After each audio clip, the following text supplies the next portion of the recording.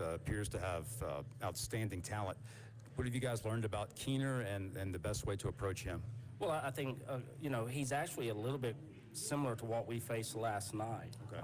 In terms of good fastball, throws a slider a lot. It maybe doesn't have as much shape as the fastball, or excuse me, the slider that we saw last night, but it's going to be the same type of approach. And if we do a good job controlling the zone and working the count and hitting to the situation, I think we're going to be just fine. Can I you really good? do. Yes, I can hear good. That's staying in the approach and not letting the moment get too big for us. All right, Coach, greatly appreciate it. Good luck tonight. No, thanks so much, Bill. Josh Jordan with us. We're talking with Tigers. LSU getting set to face Wake Forest here in Omaha. A lot more to come after this on the LSU Sports Radio Network. If you love them enough to turn off your music and pretend like their music is your music, This is Mommy's jam. then surely you'll check nhtsa.gov/the right seat to make sure they're in the right car seat. Let's play it again. Check today at nhtsa.gov/the right seat. Brought to you by the National Highway Traffic Safety Administration and the Ad Council. We always picture the SEC student athlete for their speed, their vertical, their agility, but it's time we picture them for more. For their campus voice, their community outreach, and for the simple fact that 20 years later, they're still someone's pride and joy. More than students, more than athletes. In the SEC, it just means more. Not completing high school is more of a social thing than it was an academic thing. Even though all these years have passed, I still had that longing to have my diploma. At age 30, Carissa finished her high school diploma. If you're even considering getting your high school diploma, you can do it. No one gets a diploma alone. If you're thinking of finishing your high school diploma, you have help. Find free adult education classes near you at finishyourdiploma.org. That's finishyourdiploma.org. Brought to you by the Dollar General Literacy Foundation and the Ad Council. Back to Omaha in the College World Series on the Fighting Tiger on Deck Show with a check of the latest action at Charles Schwab Field. Here is Bill Francis on the LSU Sports Radio Network. Welcome back to Omaha. LSU versus Wake Forest. There are only 3 teams remaining here in the College World Series. Let's recap what has transpired since last Friday, June 16th, when it all began. The teams that have been eliminated so far, Virginia and Stanford, both were 0-2 in the tournament. They were the first teams to have their 2023 seasons end. And then yesterday, of course, there were 2 more teams eliminated as Oral Roberts was knocked out of the tournament by TCU by a final score of 6-1. And as we know, last night LSU eliminated Tennessee by a final of 5-0, and that ended the Tennessee Volunteers season. And just prior to our game today, Florida met TCU in the first game of the semifinal round, and TCU had to defeat Florida twice to stay alive, but the Gators hang on for a 3-2 victory over TCU. So TCU is eliminated from the College World Series. Florida now advances to the championship series. They're 3-0 here in Omaha. All 3 wins have been by 1 run. They had a 1-run win over Virginia to start, then a 1-run win over Oral Roberts, and today a 3-2 victory over TCU. TCU ends its season, a remarkable job, especially a great postseason run for Coach Kirk Sarlos and the Horned Frog, but they fall short today to Florida. The Gators are back in the championship series. They won't play until Saturday. They get a couple of days off now. They will play in Game 1 of the championship series Saturday night at 6 o'clock. Their opponent will be either LSU or Wake Forest. LSU needs to defeat Wake Forest twice. LSU needs a win tonight over the Demon Deacons. These teams met back on Monday, as you recall. Wake Forest with a 3-2 win over the Tigers. In fact, both of Wake Forest's wins have been 1-run victories, both by the same score, 3-2. Wake Forest defeated Stanford back on Saturday, 3-2, and then a 3-2 win over the Tigers sent Wake Forest into the driver's seat in bracket number 2. So tonight, LSU, Wake Forest. If Wake Forest wins, they advance to the championship series against Florida beginning on Saturday.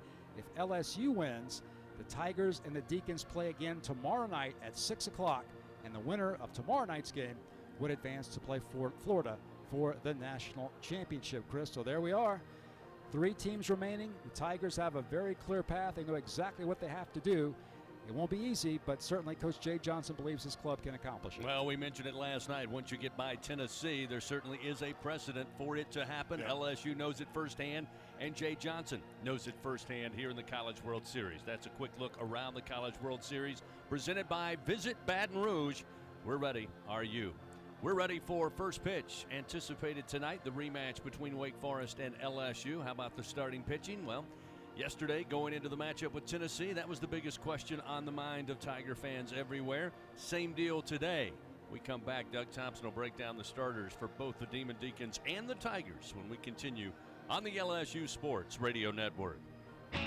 When it comes to investing in your home's comfort, it's never just one thing. You want to make sure you get an air-conditioned system that's reliable, affordable, energy efficient, backed by a strong warranty, and is installed by a dealer you can trust. That's why people who insist on the best choose Trane. Plus, right now, Trane is offering special financing. So what's not to love? Visit TraneSouth.com to find a local Trane dealer today. It's hard to stop a train. Subject to credit approval. Ask for details. Hey Tiger fans 12 and younger, don't miss your chance to be a part of Mike's Kids Club, presented by Shell, the exclusive kids club of LSU Athletics. Join Mike's Kids Club for only $25. Get the official Mike's Kids Club t-shirt, free admission to select LSU athletic events, and much, much more. To learn about upcoming events and to join, please visit LSUMKC.com. The Mike's Kids Club, presented by Shell.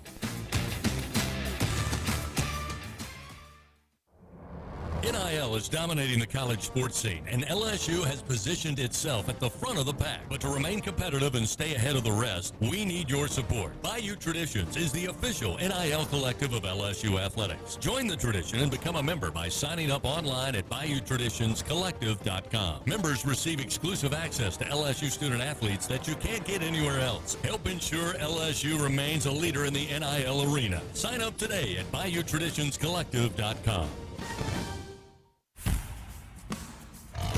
Before LSU takes the field in Omaha, time to take a look at the game's starting pitchers. Here is Tiger champ Doug Thompson on the LSU Sports Radio Network. Welcome back to the College World Series here in Omaha, Nebraska. We are at Charles Schwab Field as your Fighting Tigers getting set to do battle against the Wake Forest Demon Deacons. We'll talk about the starting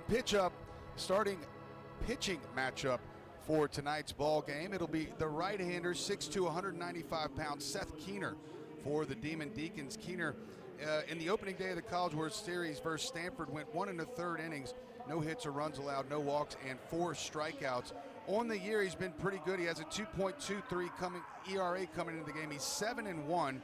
This will be his 16th appearance of his 22nd appearance of the year. In his 8th start, he's worked 64 2/3 innings, allowing 37 hits, 19 runs, 16 of those earned. He has 16 walks compared to 86 strikeouts, and opponents are hitting 167 off of Keener. Actually only 8 starts this year, but last year as a sophomore he made 11 starts and actually 11 appearances out of the bullpen as a freshman. So in his career, he is 12-2 with a 4.21 ERA. He's worked 126 innings, allowing 101 hits. He has 152 strikeouts and 46 walks. One noteworthy statistic that jumps off the page for Keener is that he has hit 11 batters this year, and of course we know several Tigers in the lineup are magnets for the hit by pitch. And Jay Johnson has decided to counter with lefty Javen Coleman. Coleman will make his 8th appearance of the year and his 4th start. He's worked 12 2/3, allowing 9 hits, 10 runs. 9 of those were earned. He has 12 walks and 19 strikeouts. Opponents are hitting 188 against Coleman. His ERA is 6.39. Coleman is a sophomore. He's been at LSU for 3 years. He redshirted last year, returned to the team later in the season or middle of the season this year, and really did some good things coming off of that injury. Tigers looking for him to be sharp today, but plenty of help and plenty of guys down there in the bullpen, including Griffin Herring and many others that can come in and get some outs if needed. So hopefully Javen Coleman will be able to answer this Wake Forest lineup that is hitting over 300 on the year. There are 3 bats in the lineup, Chris, that are lefties. And, of course, hopefully that'll work out in the Tigers' favor when those 3 come up against Coleman. All right, again here in Omaha, this Wake Forest offense only batting 193 as a team. But, again, they are very formidable. And LSU and Javen Coleman, again, looking to kind of draw some of that magic Nate Ackenhausen had in that fantastic start last night to get by Tennessee. So it will be junior right-hander Seth Keener for the Demon Deacons and sophomore lefty Javen Coleman for your Fighting Tigers. We'll continue with more. Bill Franquez catches up with head coach Jay Johnson. Later, the starting lineups. And then it's first pitch, Wake Forest, LSU. Tigers trying to stay alive. Need a win tonight to do so on the LSU Sports Radio Network.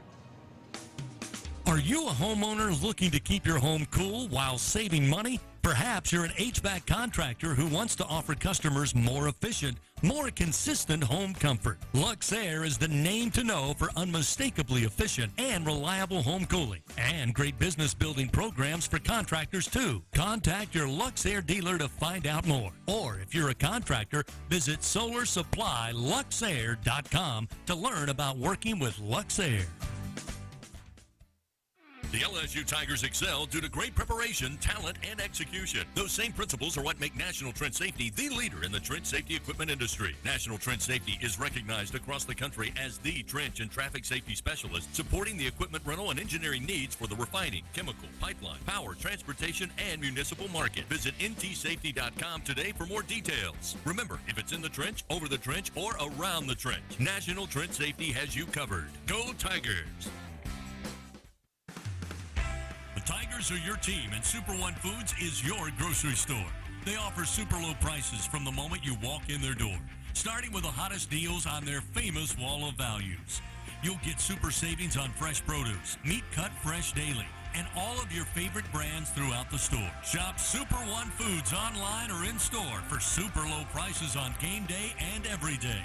Go Tigers and go Super One Foods. Hub International is Louisiana's premier employee benefits and commercial insurance brokerage. Hub can insure just about any risk that your business faces. Did you know Hub even insured the bonuses for our football coaches in 2022? Hub specializes in the construction, healthcare, real estate, and hospitality industries. Chances are you're probably already doing business with someone who does business with Hub. Turn to the agency that the Tigers, Saints, and Pelicans choose. Hub International. Visit them today at hubinternational.com. The action of LSU in the College World Series is coming up. But first, a visit with the top Tiger, head coach Jay Johnson. Presented by Hancock Whitney, the official bank of LSU Athletics. Standing by with Coach, here again is Chris Blair. Back here in Omaha at Charles Schwab Field, it's LSU versus Wake Forest. And a big game, of course, for both clubs. LSU, after a huge win last night, 5-0 over Tennessee. And we're joined now by LSU coach Jay Johnson. Coach, last night, what an effort by your club. You expressed a lot of confidence that this team could rebound after Monday night, and they certainly did in a big way. Yeah, great performance, and really all that means is just playing in character. And got a great performance from the mound with Nate and Riley. Played good defense and did just enough offensively against a tough pitcher in a tough environment to score. You talked a lot about Nate Ackenhausen all year, got off to a great start, battled through a hamstring injury, and you said on many occasions, we need that guy back. He's going to make a difference, and he certainly did last night. Yeah, great performance. You couldn't ask for much more. He literally got us twice as much as I thought we were going to get out of him, and that's a credit to Nate and his ability to compete and pound the strike zone. And Riley Cooper, what more can you say about what that young man's done? Of course, he did it at Arizona for you 2 years ago. His postseason numbers are phenomenal. Yeah, I trust him. You know, he's going to fill up the zone with strikes. He's going to compete, and the situation is never going to be bigger than what he's trying to do, and he just executes, and he did again in a big way last night. So you and Coach Wes Johnson, of course, had to talk about today's pitching plan. Tell us about your starter and what you hope to get through him and the rest of the bullpen. Yeah, we're excited. Javen Coleman, getting him back this year was a nice lift for our team, and I feel like he can be successful here tonight, and he's ready to go. He wants to pitch. They all want to pitch, but he's been jumping out of his skin here to want to get the ball here in Omaha, and I trust him a lot. Coach, you said after the game that, because Paul Skeens has been so dominant, maybe the performance of the rest of the staff has been overshadowed a little bit. You feel like you have a great pitching staff, and those guys are showing it here. Yeah, no question about it. I think, we're built with depth. I mean, that's shown through overcoming some of the injuries that we've had, and when you're built on depth, you can be successful, even with your backs against the wall or coming through a loser's bracket situation like we find ourselves in. We took a big step of that last night, and we're looking to do it the same tonight. All right, finally, Coach, quick scouting report on the opposing pitcher, Seth Keener of Wake Forest, right-hander. Of course, as they all do, very impressive numbers. What have you learned about him? Can't go to the bottom of the strike zone. He throws a slider first strike. He throws his changeup to both left and right. Has some deception. You got to get him up and over the plate to pitches that we can drive. And we've done a good job of that all season. Slider's hard, so sometimes you feel like you got to make an early decision. We have to see the ball. We have to have really good plate discipline. All right, Coach, we appreciate it. Good luck tonight. Awesome. Thanks, Bill. Coach Jay Johnson with us. Tigers getting set to face Wake Forest here in Omaha. Stay with us. A lot more to come, including today's starting lineups after this on the LSU Sports Radio Network. Hey, hon, what you doing with your phone? Taking pictures? No, I'm asking it questions. Like what? Hey, Bobo, do flowers have best friends? I'm sorry. I'm afraid I don't know that. Hey, follow me. I want to show you something. Look, flowers do have best friends. Whoa. Some answers can only be found in nature. Discover the unsearchable. Visit discovertheforest.org to find a trail near you. Brought to you by the United States Forest Service and the Ad Council. The passion, the tradition, the rivalries. SiriusXM is your destination for all things college sports, and we've got your school covered. On SEC Radio, there's complete coverage of every school in the conference, including live games, plus 24/7 talk and analysis. So cheer along online or on the SiriusXM app and listen to your favorite team anywhere. And now, as a college student, you can stream your first 3 months of SiriusXM for $1. Fees and taxes apply. See offer details and subscribe now at SiriusXM.com/SEC Sports. You took the first step and quit smoking, but even former smokers may still be at risk for lung cancer. That's why SaveByTheScan.org wants you to know about a new low-dose CT scan that can detect lung cancer early. It takes only 60 seconds and could save your life. You took the first step, now take the next. Visit SaveByTheScan.org for a simple quiz to see if you're eligible and talk to your doctor about screening. SaveByTheScan.org is brought to you by the American Lung Association's Lung Force Initiative and the Ad Council. First pitch is just around the corner here in Omaha. Time to take a look at the starting lineups on the LSU Sports Radio Network. Coming up, we'll get to the starting lineups. Both teams introduced here on the field prior to tonight's game, and now time for the singing of the national anthem. And performing tonight's national anthem is country music singer and songwriter from Brett, Nebraska, Cooper James. Oh, say, can you see by the dawn's early light what so proudly we hailed at the twilight's last gleaming, whose broad stripes and bright stars through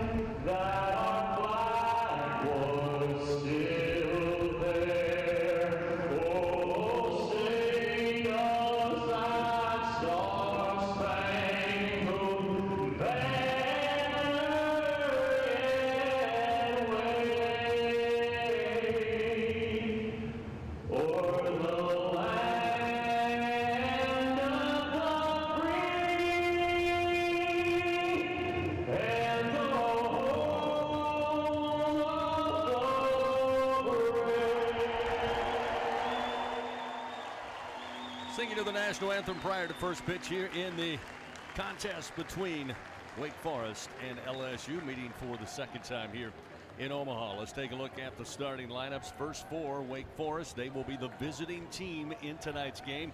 In their previous 2 victories, they have been the home team, including Monday night's win over LSU. They'll lead things off with Tommy Hawk, the center fielder, a sophomore, batting .349. Lucas Costello came in with a pinch hit at bat on Monday, but he'll get the start tonight. He'll be in left field, the junior, batting .301. Nick Kurtz will be at first base. He'll bat third. Brock Wilkin, the big bopper for the Deacons, a junior, leads the team with 31 home runs, 82 runs batted in. He'll be the cleanup hitter and play third base. Justin Johnson at second base will bat fifth. Pierce Bennett will be in right field in the 6th spot. Danny Corona, again, the DH for Wake Forest, will bat in the 7-hole. Bennett Lee, the catcher, made a phenomenal play. He and Wilkin combining on that play at the plate on Monday night. Bennett Lee will catch and bat 8th, and Merrick Houston will be at shortstop. The shortstop, a freshman, batting .223. Now for your Fighting Tigers of LSU, 50-16 their overall mark. Again, Dylan Cruz will lead things off, the center fielder, batting .429. Coming off a 2-for-4 performance last night, including that 2-run homer to separate the game late. Tommy White will be at third base. He'll bat second. Trey Morgan will be at first base, the junior, batting .319. It'll be Gavin Dugas again in the cleanup spot, playing second base, a senior with a .286 average. Cade Beloso will stay in the 5 spot. He'll be the DH tonight for Coach Jay Johnson. Jordan Thompson will again move up in the order, bat 6th, the shortstop.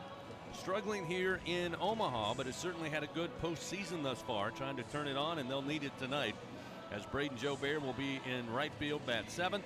Alex Milazzo will be the catcher. He'll be batting 8th. And Josh Pearson again getting the start in left field. He will bat 9th. That's a look at the lineups. That means first pitch is just around the corner. Second meeting, Wake Forest and LSU, coming to you from Omaha, right here on the LSU Sports Radio Network.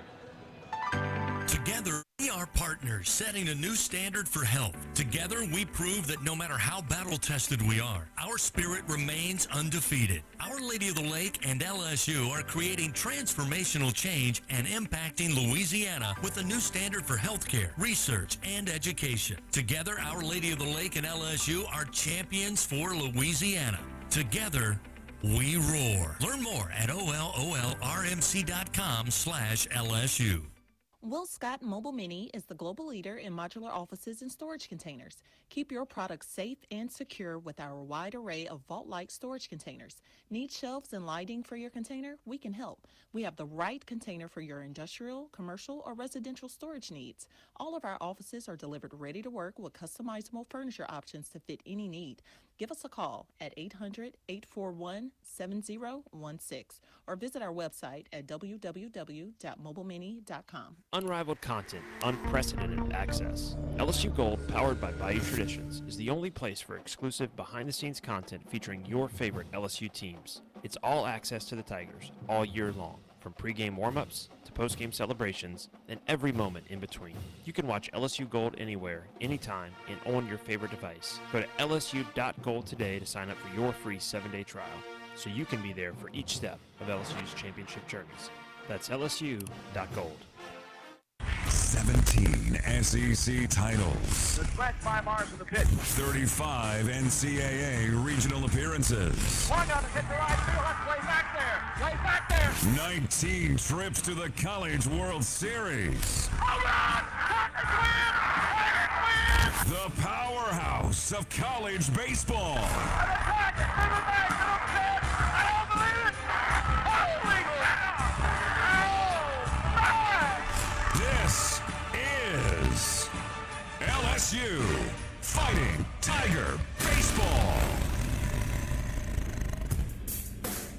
on the LSU Sports Radio Network. Welcome in, Tiger fans, on a Wednesday night. Charles Schwab Field, downtown Omaha, Nebraska, and the 2023 College World Series. Another elimination game. LSU staring down that here tonight. They take on Wake Forest, the top team in the land to finish the regular season and top team coming in to the NCAA postseason. Along with our producer tonight, Alondra Villarreal, back in the Capital One studio. Tiger champ Doug Thompson, Mr. LSU Baseball Bill Franquez, Chris Blair with you, and Glad to have you. Another beautiful day here. Wind, of course, most of the day has been blowing in. That's kind of the norm here in Omaha since they moved the newer stadium downtown. Tigers have been a benefit a couple of times with the wind changing, but looks like it'll be another battle again today as Javen Coleman goes out for LSU. The Tigers again the home team in tonight's matchup. Wake Forest again will have Seth Keener, who his numbers are off the chain. Very solid pitcher, as you would expect for Wake Forest. That's the reason they're one of the top teams and have been the top team in the country. It's just how talented and deep their pitching staff goes. But you got to play the game, Doug Thompson. None of that matters what's on paper. You got to go out and perform every time you're called upon. Listen, Bill can attest to this. All the national championship teams, they had to run through the best pitchers in the country. First rounder after first rounder after first rounder. That's part of what it takes to win the College World Series. And LSU, no question about it, is going to have a bunch of arms coming at him tonight. Keener's fastball is going to be 93 to 96. He'll throw a slider, changeup. He's going to be very good. He's going to be very strong. So, but again, that's what it takes. And of course, there's going to be a pitcher out on the mound for the Tigers tonight that's also going to be trying to get outs too. And Javen Coleman, you heard Jay Johnson say, Chris, before the game started, that he has a lot of confidence in him. And maybe more importantly to me, the message was he wants the ball. They all want the ball, but he seems to be the one that wants it the most, at least as far as Jay Johnson's concerned. And to me, that says a lot. You know, Bill Franquez, one of the things that stood out to me, and I thought about it after we got back to the hotel, we were so giddy with the performance for Nate Ackenhausen, deservedly so, and then Riley Cooper, second appearance. He goes out there and does an incredible job keeping the bat silent for Tennessee. I sat down in the hotel room and realized the job they've done, also with Paul Skeens, who started the Tigers' debut here in Omaha, have left LSU in this tough road to get out of this and into the championship series, but a number of arms still at the ready because of the job that Nate and Riley did last night. Oh, absolutely. And Doug, you alluded to the fact that Javen Coleman wants the ball. I think that the biggest evidence of that is the fact that he's even pitched this year, how badly he wants to pitch. Coming back from an injury, Tommy John surgery just last March, in March of 2022.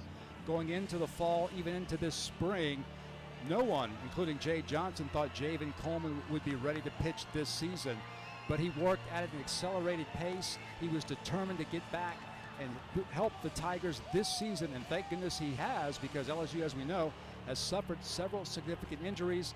Javen, as Jay alluded to in the pregame show, really gave the team a boost with his early return, and here he is with a great opportunity to pitch in Omaha and keep the Tigers season alive. Yeah, there's so many storylines down there, right, with Dugas and his injuries, and Beloso and that freak injury last year, and of course Dylan Cruz and his career. I mean, it goes on and on with Tommy White, but I tell you, this would add right to it if Javen Coleman were able to dig deep and find something here for the Tigers in very similar fashion to what Nate Ackenhausen did. And Bill, that Ackenhausen outing, I stack it up there with one of the top 5 or 6 LSU outings in the College World Series of all time when you consider all the facts.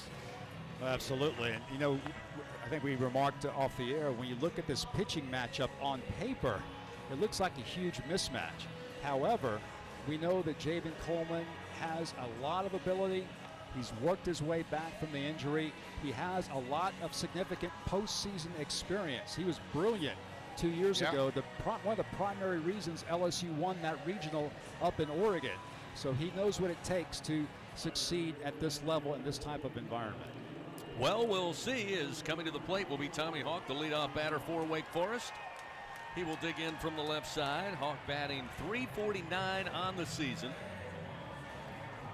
As you mentioned, Chris, before the game, they've got a team average of .308, but they have not hit the ball well here in the College World Series so far. Yeah, Tommy Hawk batting just .143 here in Omaha through 2 games thus far. As the first delivery missed outside for ball 1. We are underway. Time of first pitch, 6:08 Central Time. First pitch, 89-mile-an-hour fastball from Coleman. That one misses outside, so that'll make it 2-0.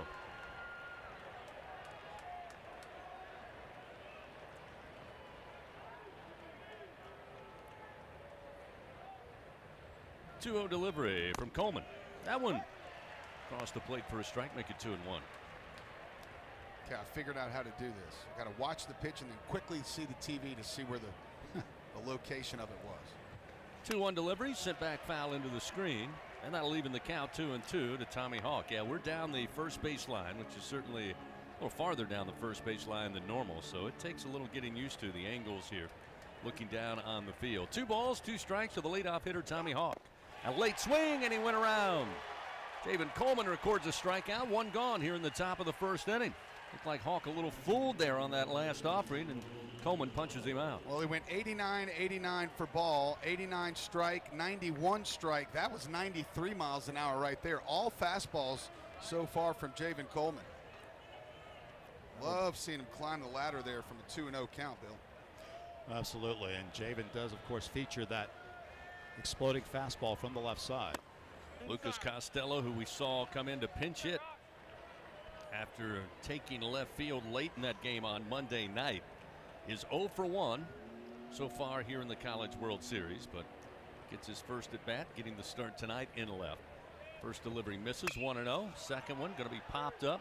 Shallow left field. Thompson going back. He waves everyone off, settles under it, and has it easily for the second out of the inning. So 2 gone. Wake Forest has loaded up on right-handed hitters, 6 righties in its lineup against Javen Coleman, including Costello getting the start tonight over Adam Cesare, who's a left-handed batter. But now we'll see a lefty in Nick Kurtz, a very dangerous hitter. Yeah, Kurtz on the year, 24 home runs, 69 runs batted in. He's drawn 62 walks, struck out 48 times. Kurtz awaits, and the first pitch, a called strike from Coleman, and it's 0-1. Kurtz, by the way, here in the College World Series, 0 for 5 so far at the plate. The 0-1 just missed as Kurtz loaded the bat but held back. That'll make it 1-1. Kurtz batting .240 so far in the postseason. Super regional, and here in the College World Series. There's a swing and a miss. Fastball at 91 gets by him, and Coleman gets ahead 1-2. I like the life on Coleman's fastball. This is the best we've seen it since that first outing when he returned. So with 2 down, ahead in the count, the 1-2 from Coleman. It's going to be slap foul and out of play over the third base dugout. That'll keep it 1-2. Tried to hump up on that one, 94 miles an hour. So, Doug, Javen Coleman hasn't pitched since May 26th in the SEC tournament. We're talking about almost a month. Wow. Is that a good or bad thing? Oh, man. The 1-2 just missed outside. Another fastball offering, and that'll move the count now. Well, you know, he's pitched in bullpens, right, but, you know, not even close to the type of environment you get in the game with all your energy and emotion, etc. So tough to do. I'll just leave it at that. 2-2 delivery to the plate. High and inside. That's going to fill the count now to Kurtz.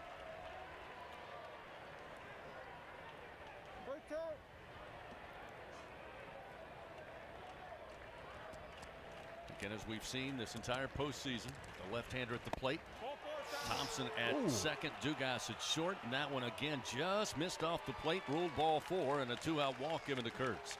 Yeah, that was close, real close. And now you got to face a very dangerous right-handed hitter in Brock Wilken. Wilken has Wake Forest's only home run in this College World Series, came against Stanford back on Saturday. On Monday night, Wilken 1 for 4 at the plate, but of course remembered for his play at third base. Took away a possible run for LSU. He'll stand in with the runner at first, 2 down. Coleman's first pitch way upstairs and inside. Wilken bends the neck out of the way. It's 1-0. That was the first breaking ball he tried there, just did not get on top of it, popped out a little early. Just like last night, though, the Tigers allow a base runner, but there's already 2 outs in the inning. 1-0 pitch to the plate. Get on the hands. 2 balls, no strikes.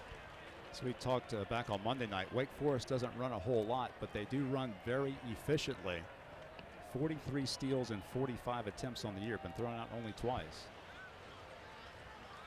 2 balls, no strikes. Runner at first and 2 down. This pitch again too far inside. Nowhere close on these first 3 offerings to Wilken, and it's 3-0.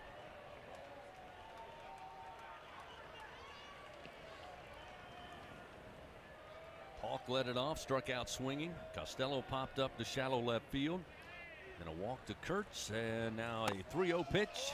Misses low and away for ball 4, back-to-back walks. So after a really good start, a little bit of trouble here, and Wake Forest with runners first and second with 2 down. Still 1 pitch away. He's up to 18 pitches, though. And you will see some movement already started down in that LSU bullpen. Looks like Blake Money. Yeah, now we'll see Jay Johnson sprint out to the mound here, talk it over with Javen. And the infield with runners first and second, 2 outs, just underway, top of the first inning.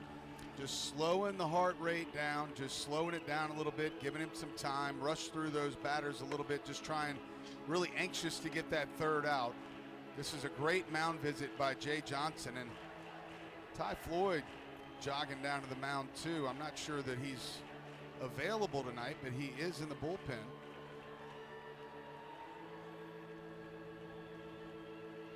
So the meeting all broken up.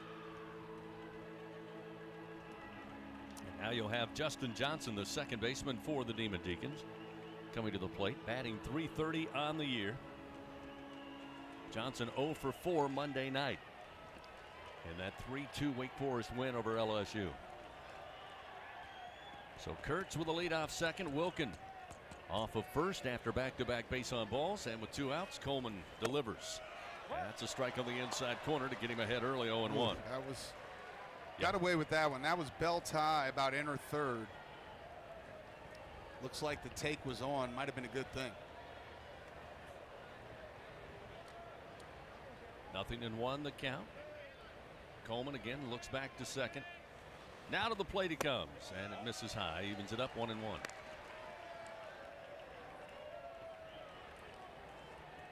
Just 1 pitch away, got to make a good pitch here. Blake Money is quickly loosening on the rubber. This will be the 20th pitch for Coleman in this start, and he finds the strike zone there to get ahead 1-2. Johnson's been really good with runners in scoring position this year, hitting .356. But Coleman trying to deny him right now. Coleman just shook the pitch that Johnson sent in from the dugout. 1 ball, 2 strikes, and the pitch. Foul back over the first base dugout into the seats, and it remains 1-2.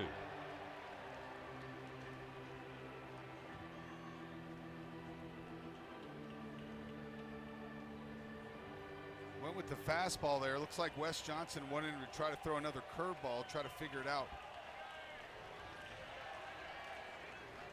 1 ball, 2 strikes, runners first and second, 2 down. Coleman fires, and this one again lifted foul down the line and right into the seats. Count remains 1-2.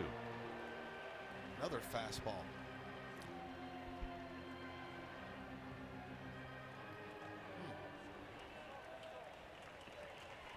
So Johnson battling here, behind in the count, 1 ball, 2 strikes.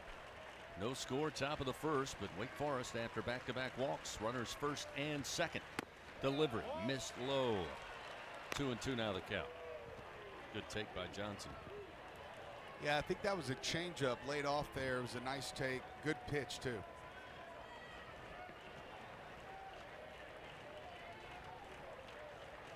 So Coleman looking for the out pitch here with a 2-2 count, 2 men on.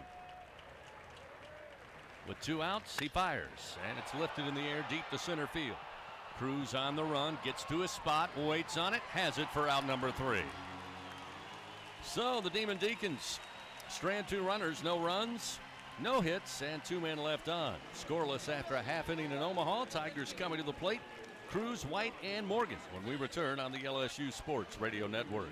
Are our love bugs and companions. They are our pets, our family, and they make life better. When we face unexpected challenges, so do our pets. That's why we're on a mission to support people and their pets. Whether donating a bag of kibble, sharing an Instagram post of a lost cat, or welcoming a foster pet into your home, every bit of kindness counts. Visit petsandpeopletogether.org to learn how to be a helper in your community. Brought to you by Maddie's Fund, the Humane Society of the United States, and the Ad Council.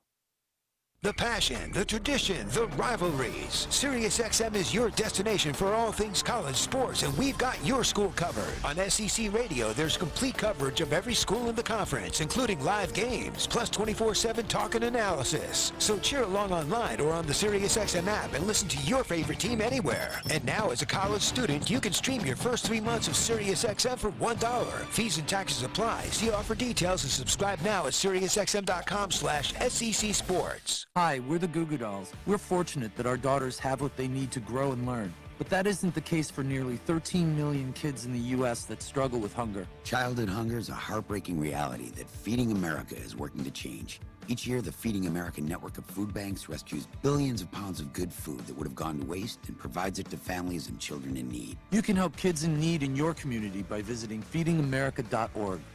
Brought to you by Feeding America and the Ad Council.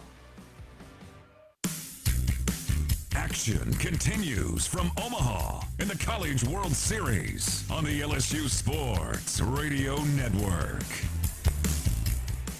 Tigers come to the plate, no score, bottom of the first inning. Again, LSU the home team in this matchup, as they'll face Seth Keener, who fires his warm-up tosses on the mound here. Tigers again will have Cruz, White, and Morgan to lead it off. Dylan Cruz 2 for 4 last night against the Tennessee Volunteers. And take a look at the impact one player has on a team. Dylan Cruz is that offensively. It's almost this year, Bill, as if as Dylan Cruz goes, so do the Tigers. You don't see that a lot in a team sport like baseball, but when he's on, the Tigers are on.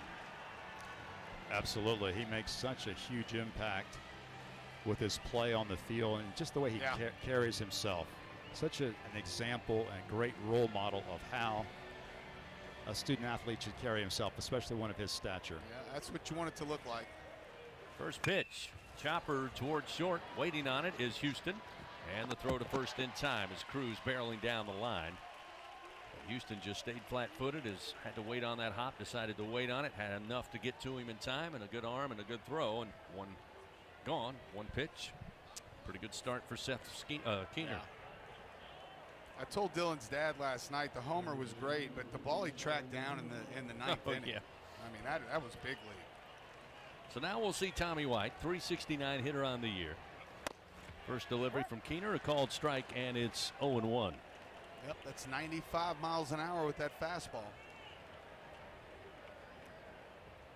The 0-1 pitch takes some off of it, but finds the inner half, and it's 0-2 to Tommy White. White, so far here in the College World Series, batting just .231, 3 of 13. He chases a breaking ball away and 3 pitches.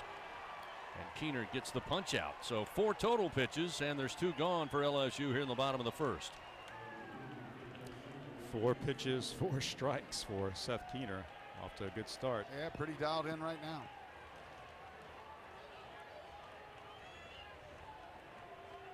Pretty dialed in right now. So now we'll see Trey Morgan. Morgan's had a great tournament thus far. Great performances here in Omaha in 3 games. First delivery low and inside, ball 1, 1-0. Swing and a miss, chase that one, evens it up, 1 ball, 1 strike.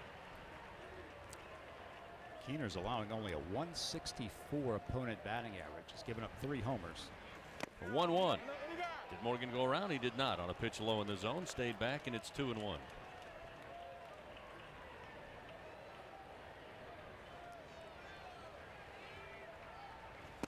Low and inside again to Morgan. That'll make it 3-1 now to the Tiger first baseman. 2 outs here. Bottom of the first inning, no score. Keener working quickly. Fires, and Morgan swings, fouls it out of play left side. That'll fill the count, 3-2. I'd like to get a base runner here just to get the pitches up a little bit. This will be the 10th pitch for Keener. Payoff delivery and a ground ball foul down the first base line. We'll keep it 3-2. Wish we could somehow sync up the live game to the TV. It'd be a lot easier for me to watch the pitches. 3-2 delivery, and again staying alive. He fouls it back behind the plate. wasn't willing to test that whether it was ball 4. No, and it very well would have got the punch up there. It was right on the black.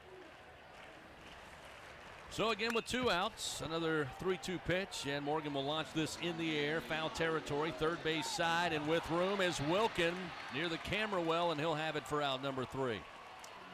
So a good start for Keener and Wake Forest. Efficient inning, and the Tigers go in order 1-2-3. Scoreless after 1.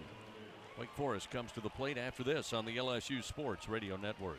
Albertsons is making shopping and saving easier than ever. Just For You deals is now Albertsons For You. It's everything you love about Just For You with all new perks. Get rewarded for just being you, including personalized deals, a free item every month, and even a treat on your birthday. With Albertsons For You, you earn points every time you shop and redeem them for discounts on groceries and more. Brand new Albertsons For You members receive $5 off their next $25 or more purchase just for signing up. Download the Albertsons app or simply update your existing mobile app to see your all new, all awesome perks. Albertsons, fresh foods, local flavors.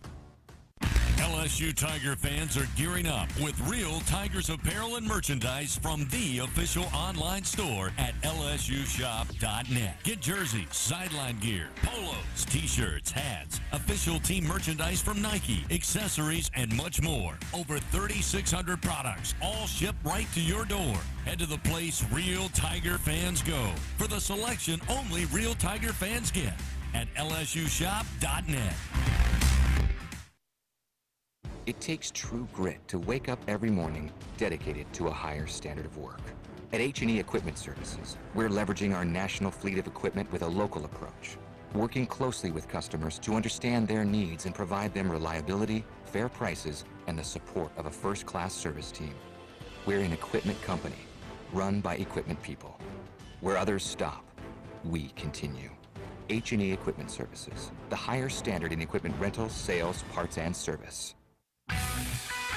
Back to the action of LSU Fighting Tiger baseball in the College World Series on the LSU Sports Radio Network. Pierce Bennett leads it off for Wake Forest. Scoreless game. We go to the top half of the second inning. Javen Coleman delivers the first pitch, and it's down the line. Foul in left field. Jumped on the first offering there, but couldn't line it up, and it's 0-1. Pierce Bennett has been on fire for Wake Forest in the NCAA tournament play. Pitch away from Coleman, and it's 1-1. He's hitting .556 in 7 games in the tournament, 14 runs batted in. He's 2 for 6 here in Omaha. The 1-1. There's a base hit into left field. First hit of the game for either team. Third base runner for the Demon Deacons, and the leadoff man aboard. He's kind of stuck the bat out there. Put that one in play. Now we have a lefty starting to toss with Blake Money, and that is Griffin Herring.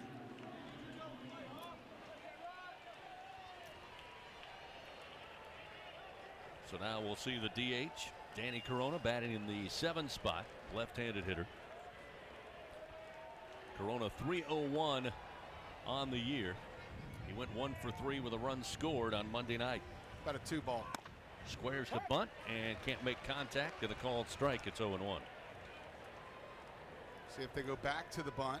Tommy White crashed in on the grass. He is 15 feet in front of that bag at third base, about 75 feet away. The runner at first now looking to swing away, and a strike on the inside corner gets Coleman ahead 0-2.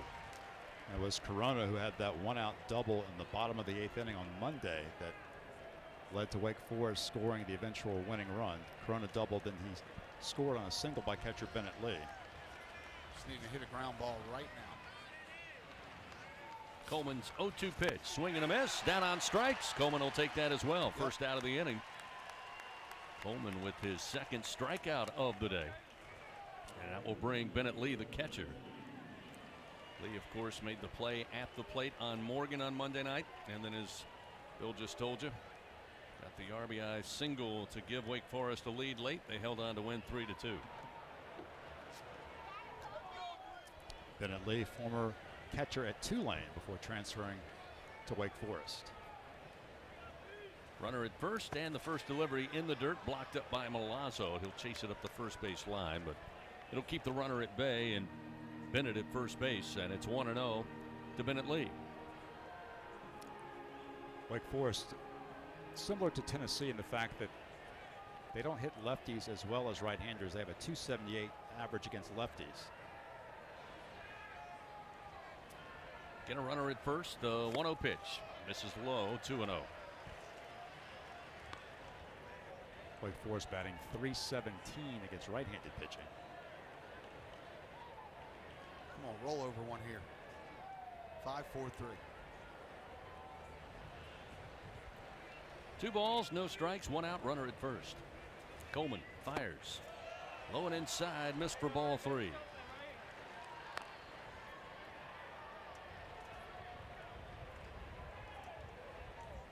Tigers put traffic on the base pads on 2 walks there in the top of the first inning. Got to avoid putting runners on here against this Wake Forest offense. The 3-0. And missed outside. Rule at ball 4. That will put 2 runners aboard now with 1 down. Might have been down. It wasn't out.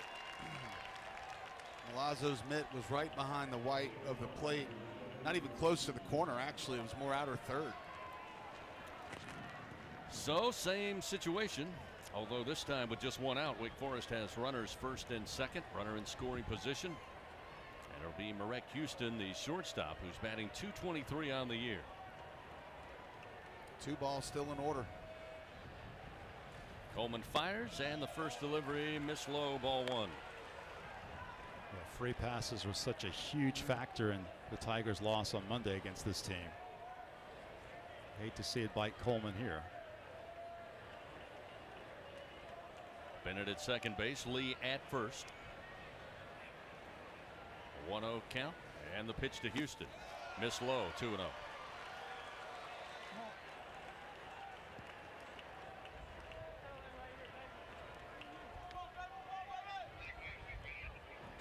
Coleman taking a little bit of time here. Now step on the rubber with 1 down. Houston batting .340 with runners in scoring position as this pitch again missed low and inside. And now the strike zone eluding Javen Coleman. It's 3-0. They'll be taken here all the way. And of course, it'll flip back to the top of the order to Tommy Hawk. 3-0 pitch. Take is on. It's at the belt for a strike. 3-1. All right, now hit us a ground ball. Come on.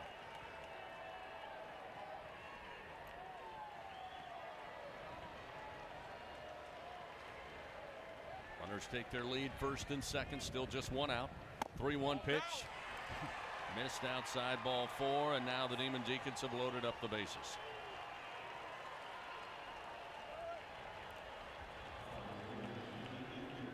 Is he ready?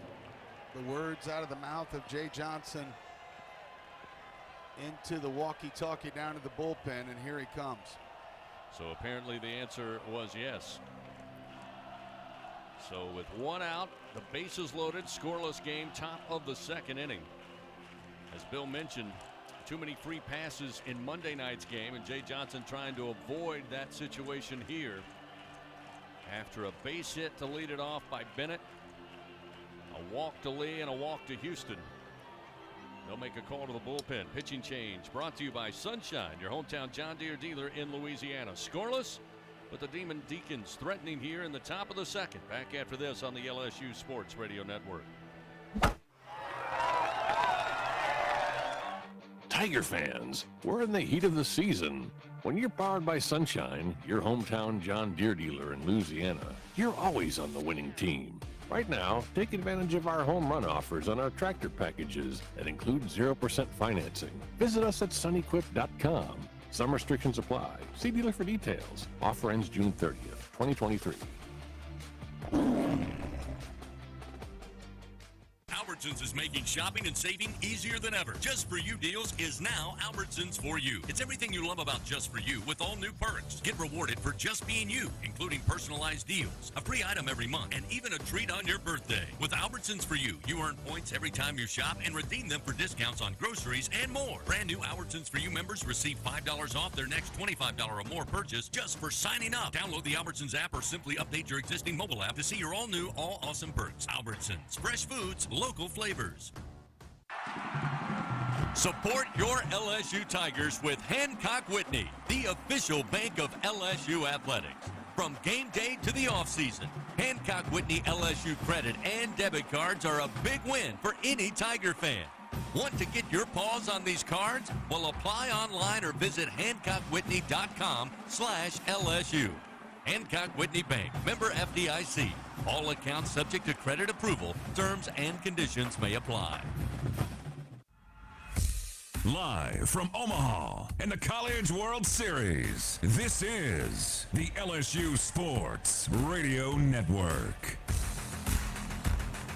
Scoreless game, top of the second. Wake Forest threatening here after a couple of walks and a base hit. They have the bases loaded, one out. Tigers calling upon junior right-hander Blake Money, who will take over for the starter Javen Coleman. We'll see Money for the first time here in Omaha. Tough spot.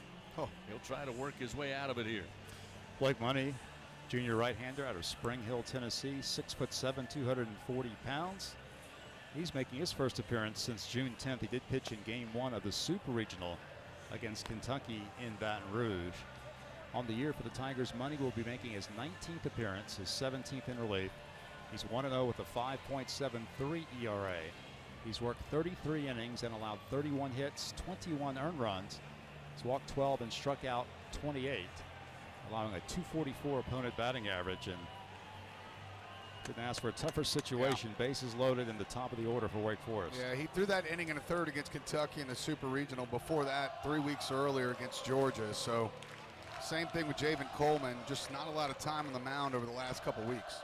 So with runners first, second, and third, it'll be Tommy Hawk to the plate. He was a strikeout victim to Coleman back in the first inning as that pitch for Money missed outside. Ball one, 1-0.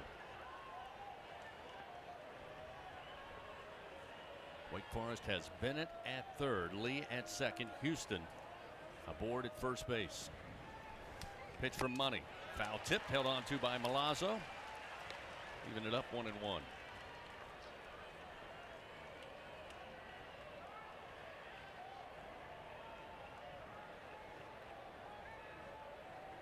Tommy White playing even with the third base bag. As the breaking ball missed inside. Ooh. Just about caught Tommy Hawk on the arm, but he gets out of the way, and it's 2-1.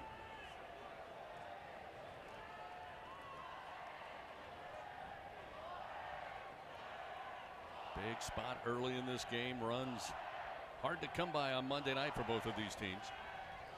The 2-1 base hit up the middle. That's going to score Bennett. Lee sent in from third, and he will get in safely, and it's a 2-0 Wake Forest lead. So Tommy Hawk delivers the RBI single with the bases loaded. And still just one out. Runners second, or rather first and second, I should say.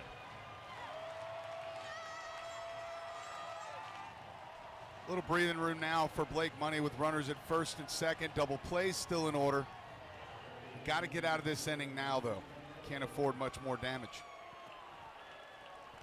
Not against a pitcher who is the second whip in America to only Paul Skeens.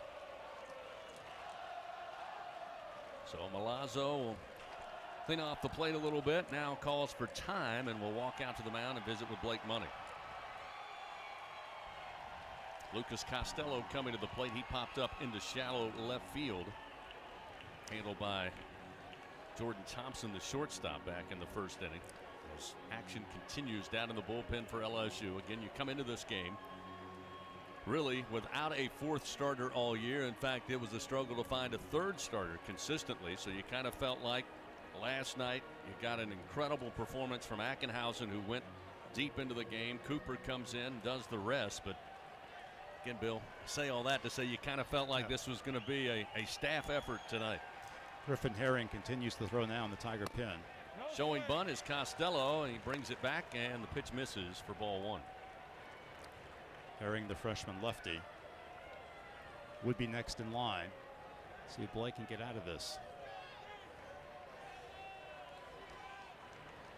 Runners first and second. Here's a chopper towards short. Thompson gloves it, flips to Dugas. The relay to first, not in time. It's all right. 2 outs. So records the second out. Advancing to third will be Houston. There'll be runners first and third now for Wake Forest again, but an important second out of the inning, trying to keep it a 2-0 Demon Deacon lead. They got to keep it right here. I wonder if Jay Johnson will stick with money. It looks like he will against the lefty Kurtz, or maybe he won't. Yeah, he's got the lefty Herring still throwing. Yep, here it comes. So he sends Milazzo out to the mound. And here comes Jay Johnson. So looks like he'll go to Herring, who is certainly ready down in the pen. He doesn't have to just yet, but no indication. Now he's looking down there. Although Kurtz really has hit lefties well this year, hitting .350 on the year against left-handed pitching. So he's going to be a tough out no matter who's facing him. So again, they'll meet on the mound. No indication to the bullpen yet for Coach Johnson. With 2 outs, runners first and third, trailing 2-0 here is Wake Forest able to load the bases. And he will make a call. So another pitching change for the Tigers, powered by Sunshine, your hometown John Deere dealer in Louisiana. Griffin Herring now will come in. He'll face Kurtz at the plate when we continue from Omaha on the LSU Sports Radio Network. At Southern Air Heating, Cooling, and Plumbing, our top priority is customer comfort. For over 20 years, Southern Air has been dedicated to providing honest pricing with no surprises and passing along their savings to you. Call them today to receive $50 off any AC or plumbing repair, or take advantage of their special financing with no money down and low monthly payments. Call them today at 225-777-8888. That's Southern Air Heating, Cooling, and Plumbing.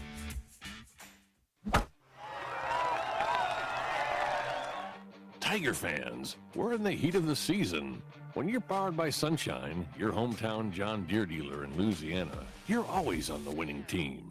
Right now, take advantage of our home run offers on our tractor packages that include 0% financing. Visit us at sunequip.com. Some restrictions apply. See dealer for details. Offer ends June 30th, 2023. Unrivaled content, unprecedented access. LSU Gold, powered by Bayou Traditions, is the only place for exclusive behind-the-scenes content featuring your favorite LSU teams. It's all access to the Tigers, all year long, from pregame warm-ups to postgame celebrations and every moment in between. You can watch LSU Gold anywhere, anytime, and on your favorite device. Go to lsu.gold today to sign up for your free 7-day trial, so you can be there for each step of LSU's championship journeys. That's lsu.gold. Action continues from Omaha in the College World Series on the LSU Sports Radio Network. Another pitching change for LSU, trailing Wake Forest 2-0 here, top of the second inning, and the Demon Deacons still continuing with a threat. Runners first and third, 2 outs. They'll call upon the left-hander Griffin Herring to try to find this third out. He'll have to do it against Kurtz. Nick Kurtz, the sophomore, left-handed hitter, was aboard on a walk back in the first inning. Javen Coleman, unfortunately, in the start tonight, 4 walks, including 2 to load the bases here in the top of the second inning. Griffin Herring, true freshman lefty out of Southlake, Texas. 4-2 on the year, 4.55 ERA, 18th appearance of the year for the freshman, 29 2/3 innings. He's given up 29 hits, 15 earned runs, 18 walks, 35 strikeouts. So Herring the lefty, Kurtz the lefty. Runners take their lead first and third. First pitch to Kurtz. Fastball for a strike on the inside corner, and it's 0-1.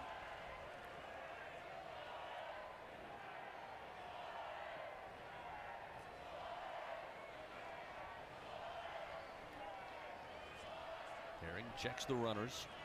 And now the 0-1 pitch. Just missed. 1-1. Herring last pitched on June 5th in the regional against Oregon State, so 16 days ago. Worked 3 innings and struck out 4 in the regional final. The 1-1. Strike on the inside corner it's again. The same exact, like identical pitch to the last one. 1-2 now. He gets ahead.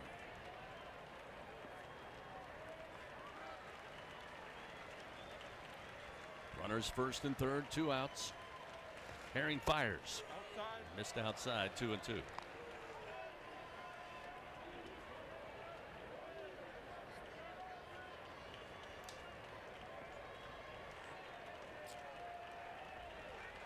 Thompson playing at second. Dugas moving over to shortstop. 2-2 pitch, missed away. Now a full count, 3-2.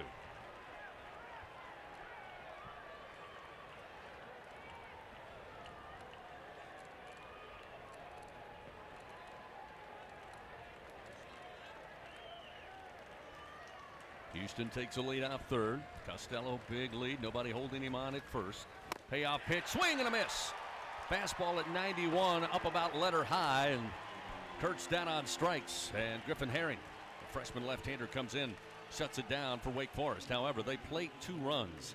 They do it on 2 hits, and they leave 2 men on.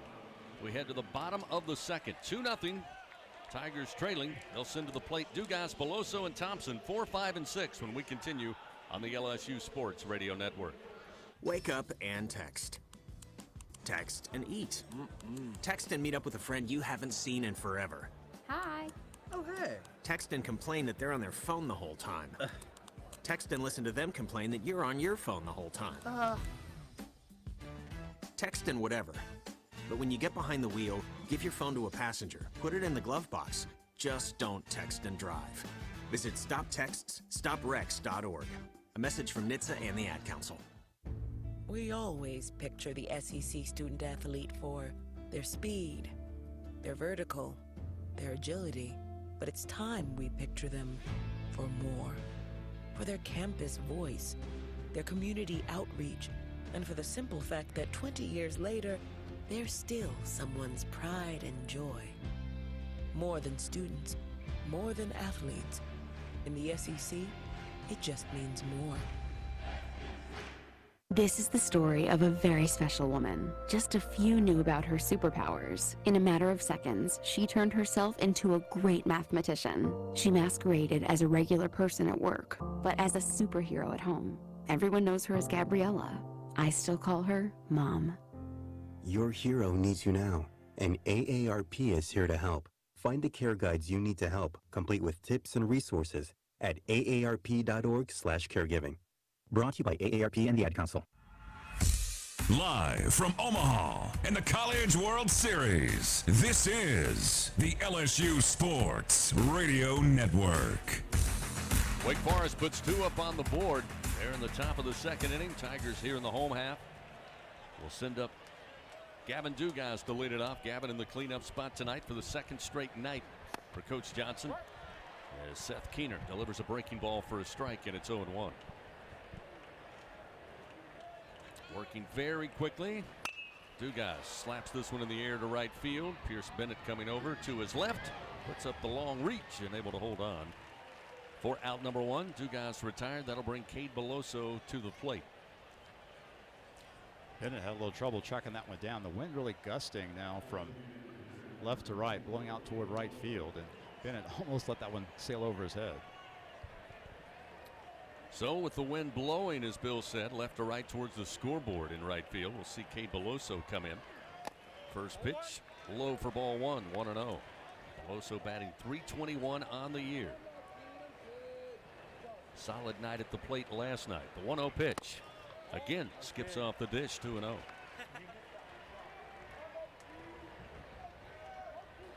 Beloso 14 home runs, 5 doubles, 1 triple. He's driven in 42 runs. This one inside and low, 3-0. So Keener looking for the strike zone here.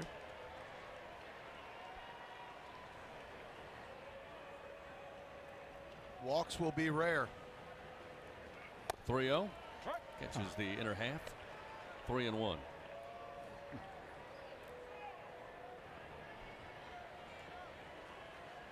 Three-one pitch to Beloso. Missed ball 4. So a 1-out walk. Put Cade aboard. Bring Thompson to the plate. Keener entered the game tonight with 16 walks in 66 innings. Yeah. So Tigers get the free pass, looking to take advantage of it as Wake Forest has done in the 2 meetings between these clubs. So Thompson, who's had a good postseason, just not here in Omaha, stands in. First pitch from Keener off speed for a strike, 0-1.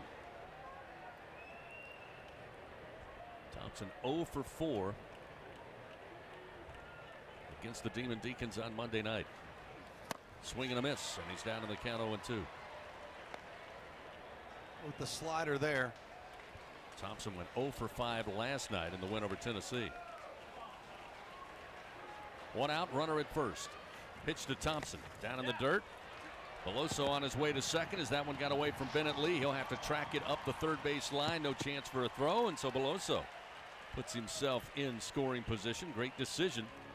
Not the fleetest of foot is Cade Beloso, but he read that one exactly. Saw the spin, saw it going to the left. Bennett Lee a little slow getting out of the blocks. So the Tigers with a runner in scoring position here with 1 out. Now if Thompson can find the green grass of the outfield. The 1-2 just missed outside. Good eye, good take by Thompson. 2-2.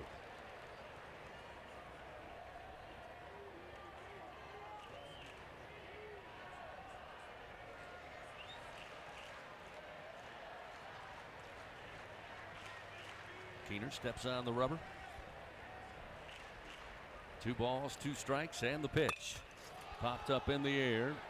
Foul territory, first base side. Kurtz coming over again, tons of room, and he'll have it on the foul track for the second out of the inning. And it will be up to Braden Jobert here with 2 down and a runner in scoring position. Again, Jobert, another Tiger hitter who can take advantage of the wind blowing at the moment. If he can barrel up a pitch offered up by Seth Keener. Tigers so far without a hit. Keener has allowed just 3 homers this season. First delivery. Off speed. Missed inside. Ball 1. Beloso aboard on a 1-out walk. Wild pitch got him to second base. Tigers trailing 2-0 here to Wake Forest. Bottom of the second. Keener fires. Ground ball down the line. It's fair inside the first base bag into the corner as it got by Kurtz. They'll wave Beloso around, and the throw will be cut off, and Beloso will cut the lead in half. RBI double down the line for Braden Jobert. You know, it's funny how things work. 2017, ESPN put my son on TV. He just did it. My phone's exploding right now. My 2 boys were on TV. Right after they did that, the rally baby, remember we got a couple hits. So maybe there's some magic there with Jobert coming up with the big double. Let's see if Milazzo can put another run on the board, tie this thing up. Milazzo batting, 282 on the year. He's had some clutch hits throughout the season in his limited at-bats. This will be his 86th plate appearance of the season. Keener fires to the right-hander, goes with a fastball, called strike 0-1. Braden Jobert now has 7 RBI in NCAA tournament play. And another ball smashed off the bat. His 3rd double in the tournament. Keener checks the runner. And Milazzo, little bouncer up the middle, and going to be knocked down by the second baseman Johnson. He has no throw, eventually decides to see if Jobert came off of third. He whips it over there, but Jobert back on the bag, and Milazzo with an infield single just between Houston and Johnson, who crossed paths. Johnson went diving and made the grab, but no chance to get Milazzo at first. Man, I tell you guys, it's a game of inches. I mean, that ball was 1 inch away from getting out in the outfield, and this game being tied up. How about Alex Milazzo right there? Boy, a superb play by Justin Johnson. Man. Absolutely saved a run for Wake Forest as he went diving to his left, made a backhanded stop, and Jobert had to hold. And now there's a timeout as Wake Forest is having a meeting on the mound. Yeah, Corey Muscara, the pitching coach out there, talking it over with Keener and the infield. Yeah, you know, Keener, this is uncharted territory for him. He's leading, like you said, Chris, second in the country in walks and hits allowed per inning. And already in this inning, 2 hits and a walk. So the Tigers again have runners on the corners with 2 outs. Down just a run, 2-1. Thanks to Braden Jobert's RBI down the line. A double down the line in right, scoring Cade Beloso from second base. And how big was that walk? How big was that wild pitch? Get some momentum going for LSU. Chance to strike again with 2 outs in the inning. Josh Pearson, bottom of the order, will have the opportunity. Pearson's been quiet here in Omaha. It's time for him to make some noise. Josh Jordan, third base coach, and Jobert talking over some things before the delivery. Missed high and outside from Keener, 1-0.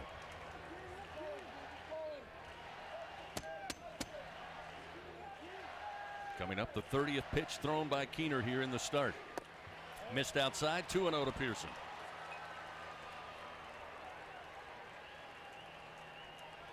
Here we go. Jobert off of third. Milazzo off of first. 2-0 pitch to Pearson. Way upstairs and outside. 3-0. Come on, get number 3 up right here.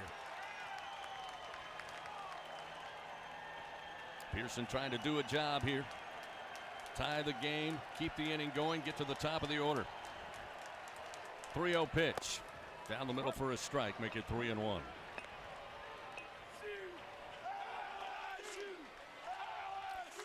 It's like Wake Forest will get its bullpen active. Has some personnel running out to the pen in right field. Timeout called to allow them to get out there. 3 balls, 1 strike to Pearson.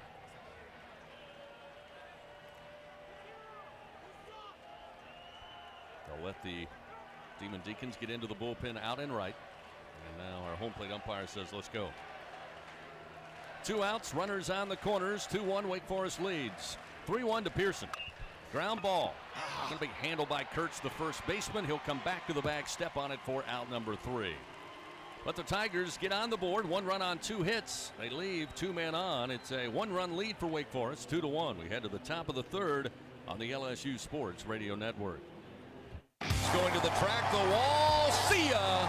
Tiger fans, have you ever wanted to watch LSU baseball on TV but hear the action from the LSU Sports Radio Network? Just sync the game with the LSU Sports mobile app. It's easy to do. Just pause the TV. Use the LSU Sports mobile app to stream the audio on your smartphone or tablet. Connect to a smart speaker, then wait for the audio to catch up to the point your TV is paused. Push play, and you are all set. Sync the game with the LSU Sports mobile app for iOS and Google devices. Download it today. Tigers win! Tigers win!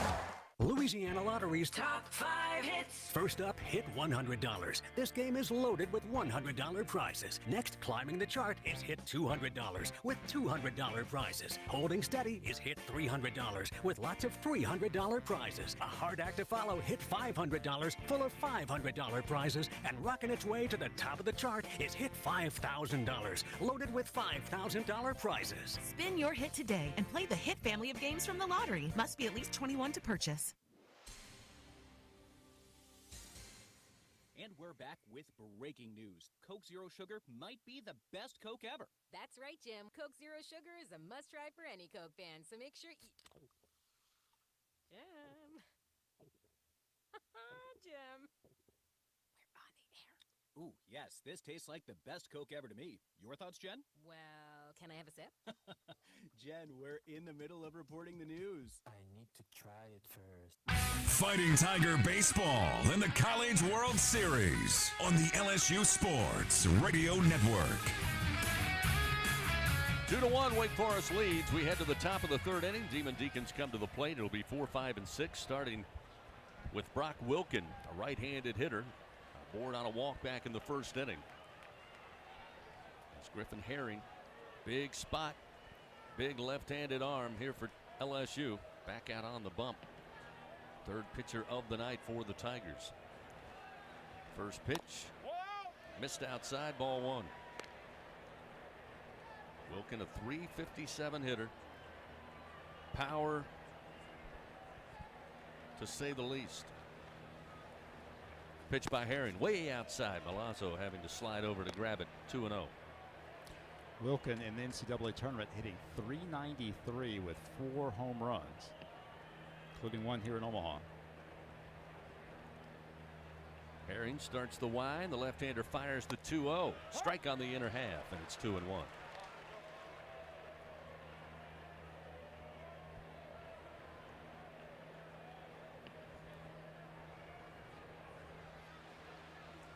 Two-1 pitch to the plate. Sent back foul just right of us, and it evens it up 2-2. Getting a little overcast sky today. A little cooler than earlier in the week. Only 86 degrees here as we play on this Wednesday evening. Again, the wind very strong, blowing off the river, but right now blowing left to right. 2 balls, 2 strikes to Wilkin. Herring delivers. Way upstairs, 3-2.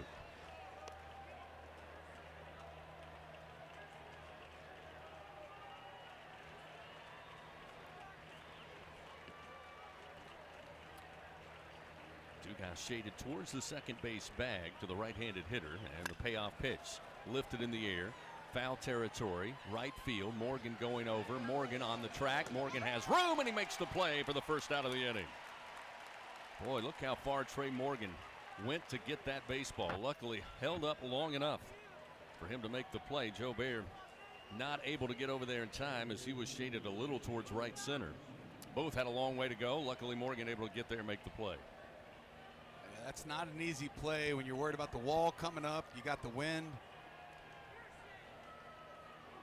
Justin Johnson stands in. First pitch from Herring, missed high, 1-0. It's a big out there, Bill. Wilkin is a big stick in this lineup. No, absolutely. Excellent play by Trey Morgan. Justin Johnson flied out to Dylan Cruz in center field as that pitch missed high for ball 2. And again, just like last night with the wind blowing mostly in, Dylan Cruz playing extremely shallow in center field, as is Joe Barron right. Pitch and a fastball for a strike, make it 2-1. Well, Doug, you said it before the game. We talked about this staff and how they'd have to piece it together to stay alive here. You said you like Griffin Herring, you like the way he competes. The 2-1 just missed out of the top of the zone, 3-1. Yeah, for me, and again, I don't have all the facts. I don't know who's got, blisters on their finger and who's sore, etc. But he certainly would have been one of those top 2 or 3 contenders to start this game. 3-1 pitch. Yep. That's a strike at the belt, outer half, and that'll fill the count 3-2. I will say this about Griffin Herring, just his body language, his demeanor demonstrates someone who has a lot of confidence and a lot of intensity. 3-2 pitch, swing and a miss. Down on strikes goes Johnson. Griffin Herring with his second punch out in relief. Second out of the inning here in the top of the 3rd. Yeah, Bill, he's got great energy out there, but sometimes it gets a little bit out of control, and he's got to do a better job, especially in this game, of trying to stay right in the middle, not get too high, not get too low, and try to eat up 5 or 6 innings here for the Tigers. So now we'll see Pierce Bennett. Bennett had the single, came around to score in that second. He will launch this one to right field. Joe Bear on the run. Joe Bear in the right field corner on the track, has it for out number 3. Joe Bear picking him up, setting him down. Great tracking of that baseball deep to the right field corner. And Wake Forest comes away empty-handed. No runs, no hits, nobody on base. We've played 2.5 here in Omaha. 2-1 Wake Forest leads. Tigers send to the plate, top of the order, Cruz, White, and Morgan when we return on the LSU Sports Radio Network. If you love them enough to turn off your music and pretend like their music is your music. Ah, this is Mommy's jam. Then surely you'll check nhtsa.gov/the right seat to make sure they're in the right car seat. Let's play it again. Check today at nhtsa.gov/the right seat. Brought to you by the National Highway Traffic Safety Administration and the Ad Council. The passion, the tradition, the rivalries. SiriusXM is your destination for all things college sports, and we've got your school covered. On SEC Radio, there's complete coverage of every school in the conference, including live games, plus 24/7 talk and analysis. So cheer along online or on the SiriusXM app and listen to your favorite team anywhere. And now, as a college student, you can stream your first 3 months of SiriusXM for $1. Fees and taxes apply. See offer details and subscribe now at SiriusXM.com/SEC Sports. Not completing high school is more of a social thing than it was an academic thing. Even though all these years have passed, I still had that longing to have my diploma. At age 30, Carissa finished her high school diploma. If you're even considering getting your high school diploma, you can do it. No one gets a diploma alone. If you're thinking of finishing your high school diploma, you have help. Find free adult education classes near you at finishyourdiploma.org. That's finishyourdiploma.org. Brought to you by the Dollar General Literacy Foundation and the Ad Council. Live from Omaha and the College World Series, this is the LSU Sports Radio Network. Solid inning on the mound in the top of the third for Griffin Herring. Solid defense behind him. And it's a 2-1 Wake Forest lead as we go to the bottom of the third inning. LSU will have top of the order. Cruz, White, and Morgan. Dylan Cruz grounded out to the shortstop Houston his first time up. And the first pitch just about caught him. Missed inside from Keener, and it's 1-0. Seth Keener, 2 innings, giving up 2 hits, 1 run. It was earned, 1 walk, and 1 strikeout as the beach ball falls over the fence in left center field. And Tommy Hawk will go out, pick it up, and still waiting for a staff member. He will just try to dunk it over the wall and does. Hawks had a lot of activity with the beach balls. Remember the other night he popped one and put it in his back pocket. Here's the 1-0 to Cruz. Short of the plate. That'll make it 2 balls, no strikes. Yeah, he's fallen behind here to the last 4 or 5 hitters, which I would imagine with only 17 walks on the year, a little bit uncharacteristic. 2-0 delivery. Outside, gets away from Bennett Lee's mitt, rolls to the backstop, and now 3-0 to Dylan Cruz. 3-0 to Beloso. He was 3-0 to Milazzo. Missed inside. Ball 4. So a leadoff walk for Dylan Cruz gets LSU a runner aboard here and brings Tommy White to the plate. We saw in the last inning Seth Sullivan, a lefty, jogging down to the Wake Forest bullpen. Looks like that's him right now, just starting to throw. Yep. Sullivan has been one of their primary arms all year with 16 appearances, including 10 starts. Yeah, a little surprise, guys, to see him running down there. First pitch to White, missed on the hands from Keener, and it's 1-0. Kind of thought he might be the starter, you know, in tomorrow's game if necessary. Or when necessary, I should say. That's what I was thinking. He's one of their top arms. Here's a throw over to keep an eye on Cruz at first base. Dylan slides back safely.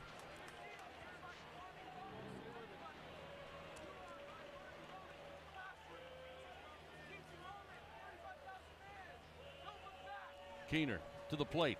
White puts it high in the air to left field.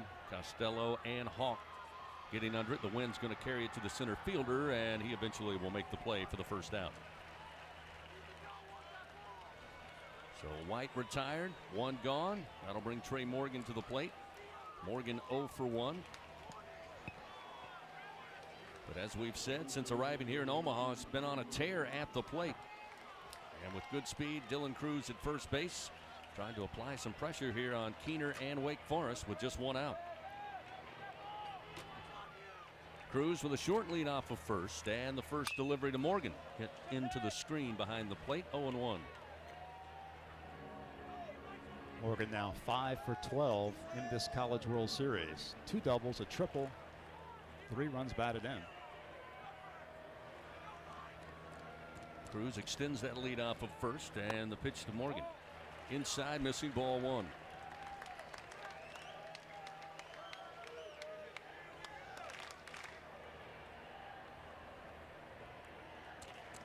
Keener working from the stretch. Fires the 1-1. Chopper coming over. The second baseman near the foul line. Spins, throws, gets away from Kurtz as Morgan beats it out anyway. As Kurtz kind of stumbled over the bag, trying to get back to it. Is another great range from Justin Johnson just to get to that one near the right field foul line. Made the 360 spin, but no chance to get Morgan. So Morgan with the single.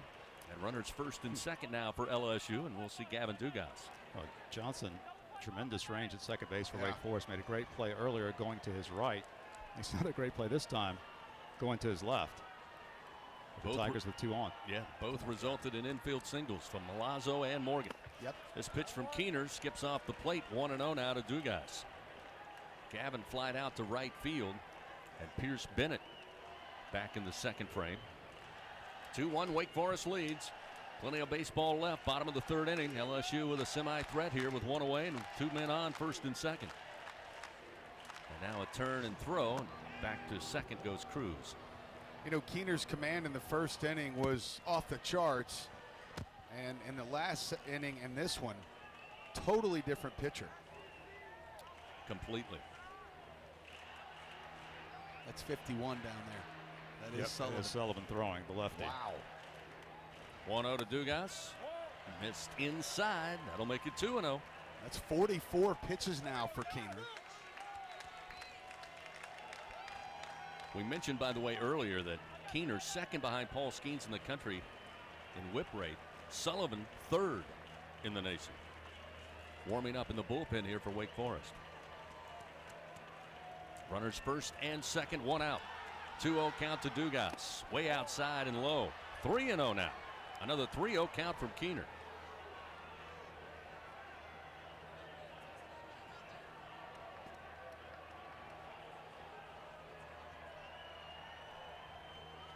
Cruz aboard on a walk. Tommy White flied out to left. Morgan singled to right. And that one misses inside and low for ball 4. And LSU for the first time tonight has the bases loaded. And that will bring Cade Beloso to the plate. Wow, that is 3 walks for Keener. Once again, only came into the game with 16 in 66 innings of work. And this might be it, as the catcher Lee has called time, and he brings the entire infield in. This may be to allow Sullivan, the lefty, to have some extra time. If they're going to go get him, it'll be now to face Beloso, and certainly wouldn't wait until the next batter, Thompson. But then again, you know, Joe Bear's after Thompson, so they may give him 2 more hitters here since they still have the lead. I don't know. But he certainly doesn't look comfortable out there, and he is falling behind almost every hitter at this point. The meeting is broken up, and no movement from the first base dugout for Wake Forest. And Bill, not to try to repeat last night's magic, that'll never happen, but there's been a lot of balls that have skipped in there over the last 10 pitches. Bases loaded here, 1 out. Tigers big threat, down a run, 2-1. Now timeout called. One of the pitcher's clock reset. So now they'll get that straight. 20 seconds on the board. Keener fires to Beloso. Low and inside, missed ball 1. Now Wake Forest not employing a shift against Beloso, though the shortstop, Houston, is shaded over a bit toward the second base bag. The 1-0 gets away from Bennett Lee. Coming down the line is Dylan Cruz without a throw. He will slide safely in at home, and we are tied 2-all. Runners advance to second and third.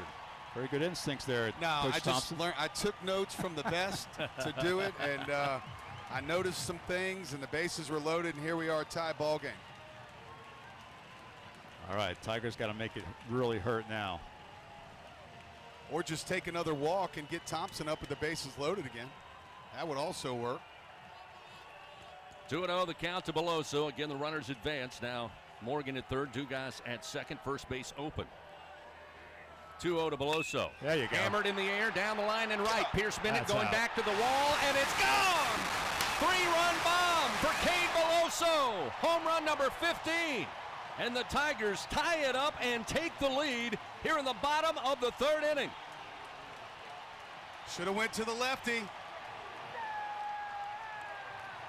If you're not fired up to see this guy hit a 3-run home run in Omaha, and you're a Tiger fan, something's wrong with you. Cade Beloso. 5-2 LSU leads on the swat to the bullpen in right off the bat of Cade Beloso. I think I threw my pen out the window. You did. No, here it is. Saved by the window seal. Tiger fans on their feet there after Beloso. Blast one out of here. Bases empty now. Still just 1 out. Jordan Thompson at the plate. Can he keep the momentum going? Keener fires. Breaking ball. Ground ball to third. Wilkin, nice glove. Spins around, throws to first in time for the second out. Well, Wilkin is just a wall at third base. He is very good. He's made a lot of nice plays against the Tigers in 2 ball games. The ball was hit well by Jordan. What year is Wilkin? Junior. So now we'll see Braden Joubert. Joubert 1 for 1, had a double down the right field line. Scored the Tigers' first run of the game, brought the first run of the game in. LSU now leading 5-2. Now I'd be really surprised to see Sullivan come in the game, honestly.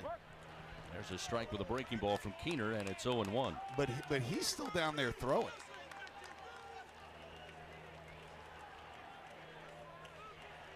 The 0-1. Low and inside to Joe Bear. 1 ball and 1 strike. Keener again, just his 4th home run given up all year. And it goes to Cade Beloso. 1-1 to Joe Bear. Outside. 2-1. Braden Joe Bear, 2 doubles, a triple, and a single in this College World Series. 2-1. Fouled off the top of the plate from the bat of Braden Joe Bear. Evens a count 2-2. And of course a home run. He homered to extend LSU's lead to 6-3 back on Saturday in the Tigers opener against Tennessee here. So home plate umpire Billy Van Raphorst delivers a fresh baseball to Seth Keener. 2 outs, a 2-2 count. Joe Bear at the plate. LSU now leading 5-2 after plating 4 runs here in the bottom of the 3rd. Off speed, missed outside. Full count now to Joe Bear. Joby's seeing it good tonight. That was a good take with 2 strikes. Payoff delivery. Hit in the air, popped him up.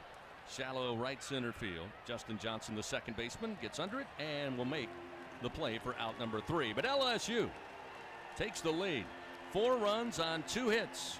Nobody left on. It's 5-2 Fighting Tigers. We head to the top of the 4th in Omaha on the LSU Sports Radio Network. Now batting in the cleanup position, Jenny King, the king of clean. Tiger fans, Janny King is a proud partner of LSU Athletics and even more proud to provide you, the players, and every fan that comes to a game here with a healthy stadium that has been cleaned by our team of professionals. Let us clean and disinfect your business. Go to JannyKingCleans.com now. That's JannyKingCleans.com. Janny King, the king of clean. When you're done listening to the Tigers take another victory, the rest of the city will be waiting. After all, there's a lot more to Baton Rouge than just Saturday nights. From famous historic landmarks to iconic hole-in-the-walls, even some of the world's best blues joints, there's something special around every corner. But these foodie flavors and soulful sounds are just a sample of what Baton Rouge has to offer. Whatever you're into, it's all right here. Go to visitbatonrouge.com and start putting together your post-game playbook. At Southern Air Heating, Cooling, and Plumbing, our top priority is customer comfort. For over 20 years, Southern Air has been dedicated to providing honest pricing with no surprises and passing along their savings to you. Call them today to receive $50 off any AC or plumbing repair, or take advantage of their special financing with no money down and low monthly payments. Call them today at 225-777-8888. That's Southern Air Heating, Cooling, and Plumbing. Action continues from Omaha in the College World Series on the LSU Sports Radio Network. Top of the 4th inning here in Omaha. Tigers now lead 5-2 over Wake Forest. 5 runs on 4 hits so far tonight off the starter Seth Keener, who had given up only 4 runs in a single game this year. First pitch offered up to Corona. The DH is fouled back out of play, and it's 0-1 as Griffin Herring out there trying to do his job. Third pitcher brought in out of the bullpen. Here's the 0-1 to Corona, and it's a called strike to make it 0-2. Like what we're seeing from Griffin Herring. In fact, I've liked it since he's entered the game. He's got good tempo out there, and he's got some life on his fastball. Heading the count 0-2. The pitch to Corona. Yep. Down the middle, called strike 3. Down on strikes for the second time. Corona, the DH, will head to the dugout. 1 gone.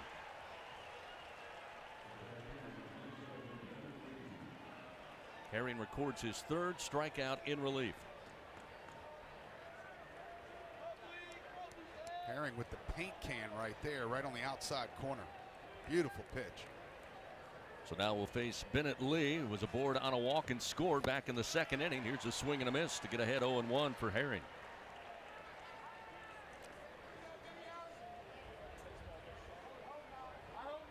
right-handed hitter. Lee digs back in. The 0-1 from Herring. Ground ball towards second. It'll be scooped up by Dugas. The throw to first in time, 2 away. A soft grounder to second base.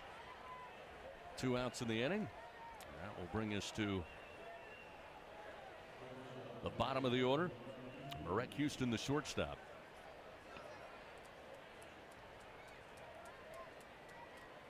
First pitch from Herring to the right-hander. Missed outside. Ball 1, 1-0. Houston also reached base by way of walk.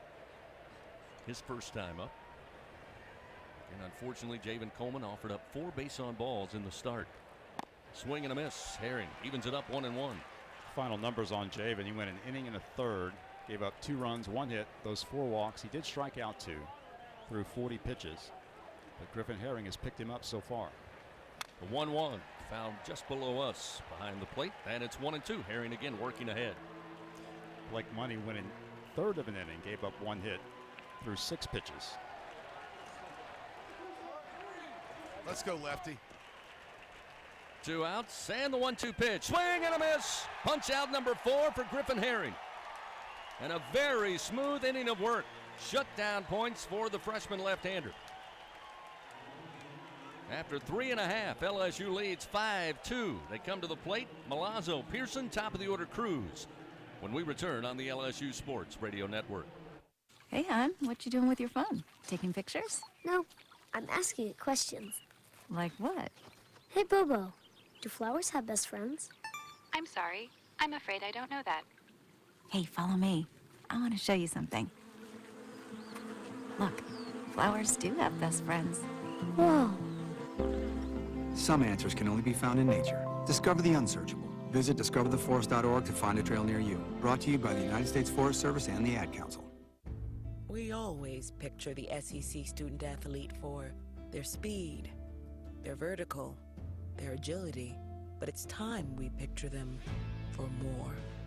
For their campus voice, their community outreach, and for the simple fact that 20 years later, they're still someone's pride and joy. More than students, more than athletes. In the SEC, it just means more. You took the first step and quit smoking, but even former smokers may still be at risk for lung cancer.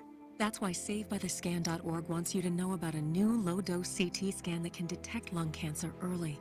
It takes only 60 seconds and could save your life. You took the first step, now take the next. Visit SaveByTheScan.org for a simple quiz to see if you're eligible and talk to your doctor about screening. SaveByTheScan.org is brought to you by the American Lung Association's Lung Force Initiative and the Ad Council. Back to the action of LSU Fighting Tiger Baseball in the College World Series on the LSU Sports Radio Network. Tigers come to the plate, leading 5-2 over Wake Forest, as leading things off will be Alex Milazzo. Had a single, infield single, back in the second inning. Right up the middle, a bouncer that was gloved by Justin Johnson, but he had no throw.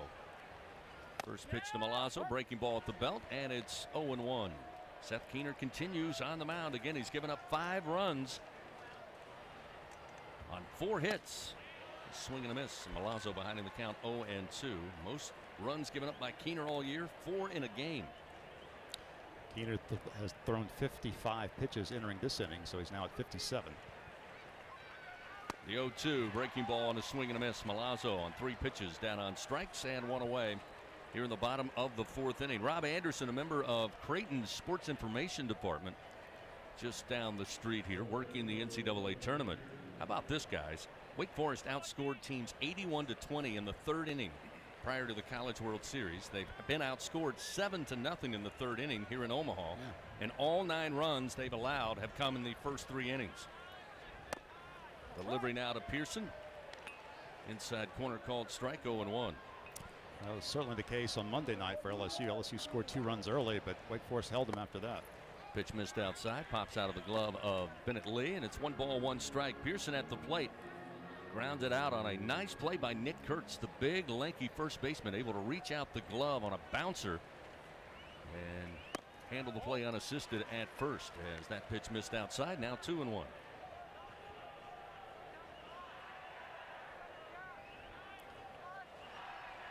Pitch to Pearson. Off speed but missed. It's 3-1. Big and lanky. An apt description of Nick Kurtz. 6'6", 235-pound first baseman. 3-1. Swing and a foul tip held onto and dropped by Lee, but it's now 3-2. 64 pitches now for Keener. Sullivan, for the moment, has sat down in the bullpen. Called strike 3 on the inside corner. Pearson thought it was too far inside, but not according to the home plate umpire. And Keener will record the strikeout. 2 gone. That's his 3rd punch out of the night. And that will bring to the plate Dylan Cruz. Cruz 0 for 1. Did reach base, though. Reach base streak continues. Got a board on a walk in the 3rd inning. Came around to score on a wild pitch. This one missed inside. 1-0.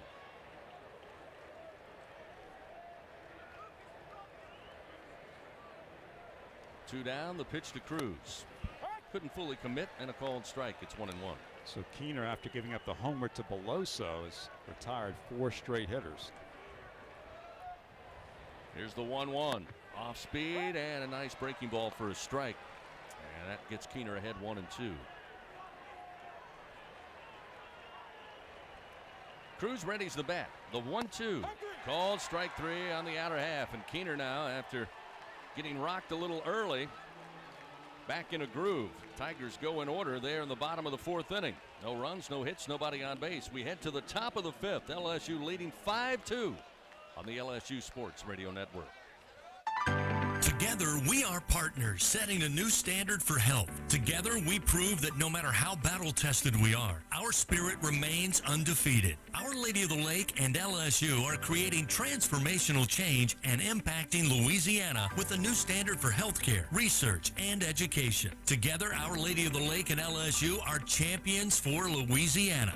Together, we roar. Learn more at ololrmc.com/LSU.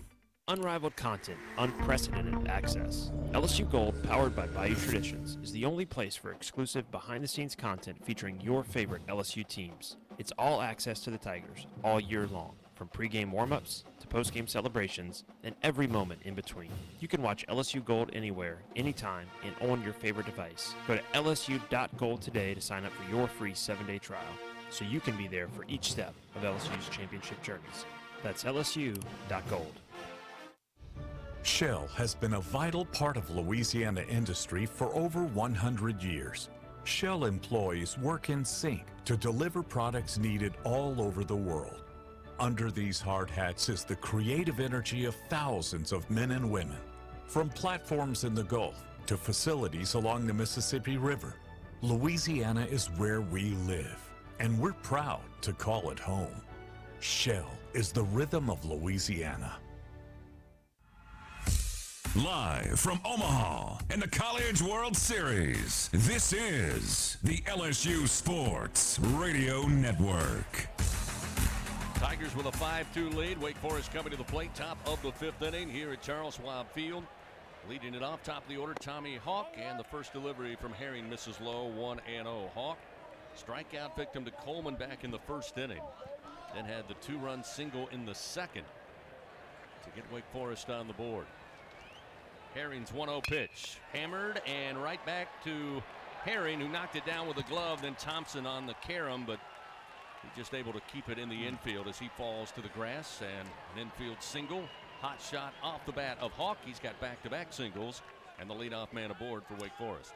Tough break there. I think if Herring doesn't deflect it, it looked like it was going straight to Jordan Thompson. Thompson may have had a play. The Hawk runs extremely well. Yeah, and it was hit pretty hard. I don't know. Tough to think that quick out there. Yeah. That kid can hit, though. Hawk. Mm-hmm. He can hit, he can run. Lucas Costello now at the plate. 0 for 2 so far tonight. First pitch from Herring, a called strike, and it's 0-1. Costello popped up shallow left field. Thompson took care of that in the 1st inning. Reach base on a fielder's choice back in the 2nd. Again, Hawk, leading base stealer for the Demon Deacons. Sizable lead off of first. Herring, the left-hander, will deliver to the plate, and the fastball misses off, and it's 1-0. 1-1. He'd have to get a good jump with Herring, a left-hander. He's going to have to go first move, because we know Milazzo can really throw it down to second on a laser. 1 ball, 1 strike. Herring again comes to the plate, and that one just missed. Wow. 2-1. Looked like a good pitch. Griffin Herring a little frustrated. As you said, Doug, he's got to remain composed here. Yep. 2-1 the count. Nobody out. Top of the 5th inning. Now a slow throw over to keep Hawk closer to the bag at first. Hawk again 13 of 14 in stolen bases this year. As Bill mentioned, not a team that runs a lot, but they're very efficient. 2-1 delivery. Low and inside. That'll make it 3-1 now to Costello. Oh, big time pitch right here. Oh, it's big. Second time in the game, the leadoff runner has been aboard.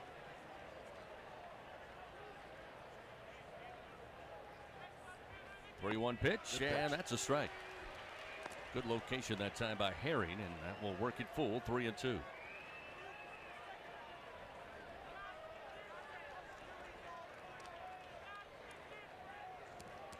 Hawk again with a lead off first. Herring from the stretch.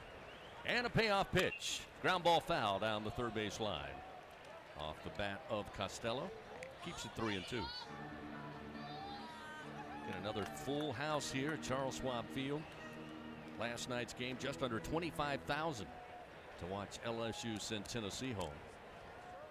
Maybe a few more empty seats, but plenty of Tiger fans here. Runner at first. Herring another 3-2 pitch. Popped up into the air, and it will find the seats behind the first base dugout. Still 3-2.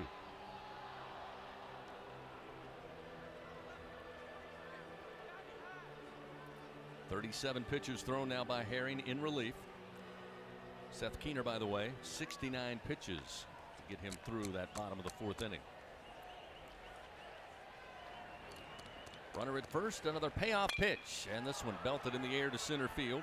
Cruz on the run, and Cruz, even against the sun, makes the grab. Makes it look easy, and it is not. Records the first out of the inning. Oh, that's a big out for Griffin Herring. Down 3-1 in the count. Works it back full against the flyout. By the way, guys, the 5 runs scored off Keener, the most allowed by him this year. He's given up 4 on 3 occasions. Everything after that below 3 runs. Runner at first. And now we'll see Kurtz at the play, the left-hander. And the first pitch, nicely done by Herring. Inner half for a strike. It's 0-1. Yeah, that was a huge fly out. Remember, Billy, he was 3-1 in that count. Absolutely. Had to throw 3 strikes after 2 foul balls. Excellent job. The runner at first, and this pitch a little high. It's 1-1. Ooh. That's going to show up a strike on the track, man.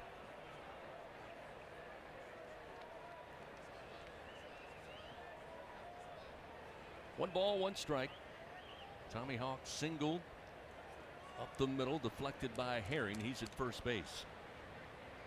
And again, Herring will throw over. Easily back, standing on the bag.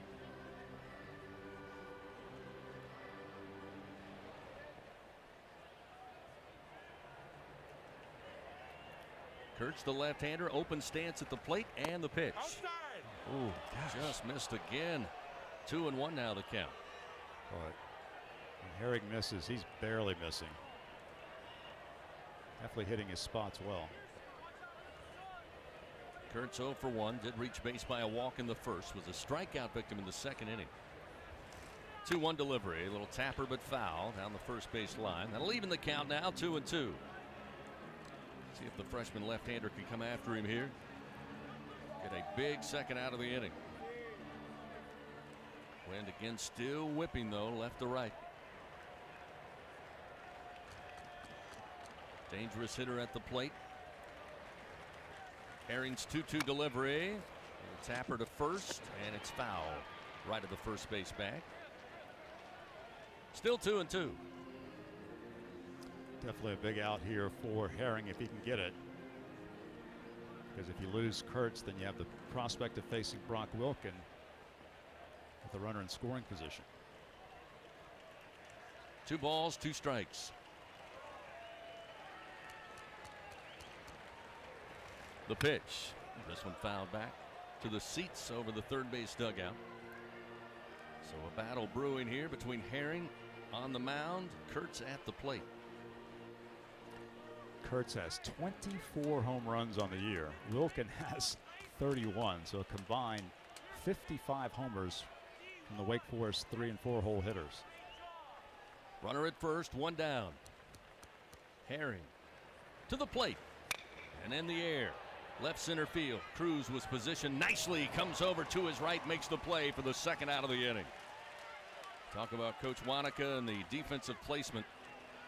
That one drawn up perfectly. They had Dylan Cruz right where he needed to be to get to that one fairly easily on a pretty good knock off the bat of Kurtz. And how about Griffin Herring pitching around a comebacker line shot to start off the inning to get to 2 outs. That runner still at first base. And by the way, that runner can really run. Herring has done a great job of keeping him close. So now with 2 down, we'll see the third baseman, Brock Wilken. Wilken 0 for 1, reached base by a walk in the first. Popped up foul territory to Morgan way down the line and right. Last time in the third inning. 5-2 LSU leading. Down early, 2-0, but a 4-run bottom of the third. Pitch and a strike. 1-1.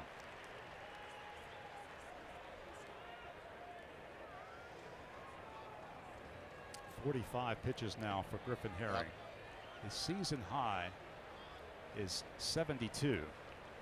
Plenty in the tank. The 1-1 pitch outside, 2-1.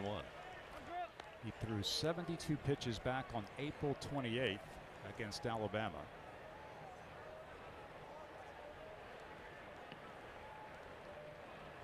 Tommy Hawk again over at first base with 2 down.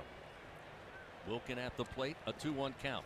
The pitch, yes, sir. A strike as Wilken leaned in, almost looked like he stumbled a little bit as he looked it in, but did not move the bat. 2-2 now the count.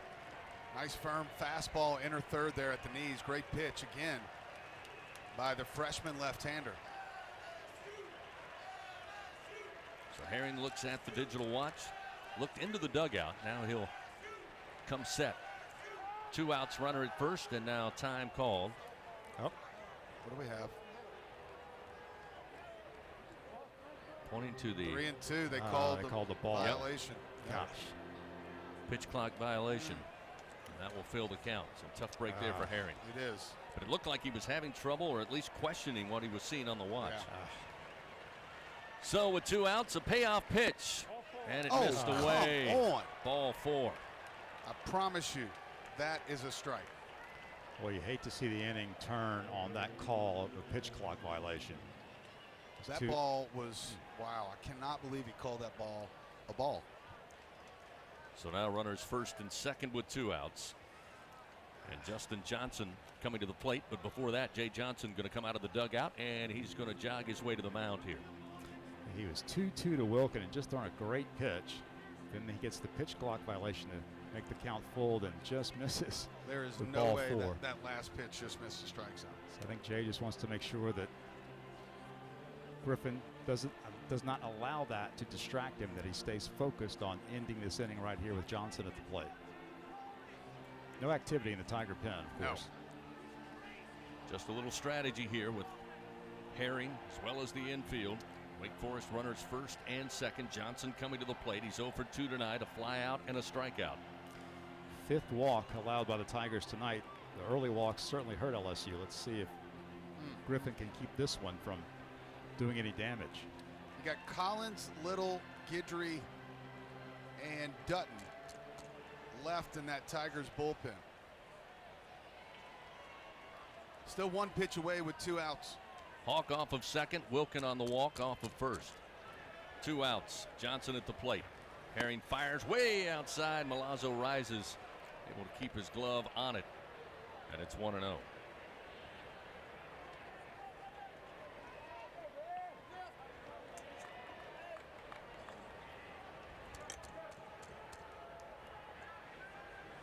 Checking the runners. Herring now comes set. Now the 1-0 pitch. For a strike, it's 1-1.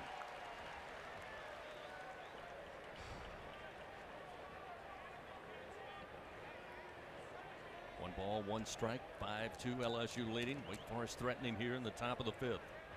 The 1-1 swing and a miss. Got it by him, and it's 1-2. Nice breaking ball there from Griffin Herring. Low and inside. Driver's seat now. One more pitch to execute for Herring. Runners take their lead, first and second with 2 outs. The pitch, swing and a miss. Strikeout number 5 for Griffin Herring. And Wake Forest heads back to the dugout after stranding 2 runners. No runs, 1 hit, 2 men left on. It's still a 5-2 LSU lead. Tigers will have White, Morgan, and Dugas due up when we return on the LSU Sports Radio Network.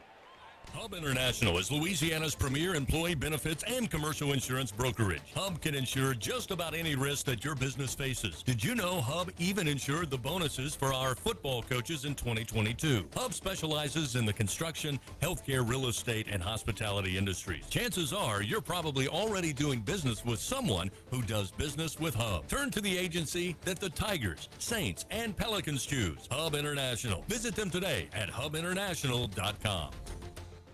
Louisiana Lottery's Top 5 Hits. First up, hit $100. This game is loaded with $100 prizes. Next, climbing the chart is hit $200 with $200 prizes. Holding steady is hit $300 with lots of $300 prizes. A hard act to follow, hit $500 full of $500 prizes. And rocking its way to the top of the chart is hit $5,000 loaded with $5,000 prizes. Spin your hit today and play the Hit family of games from the lottery. Must be at least 21 to purchase.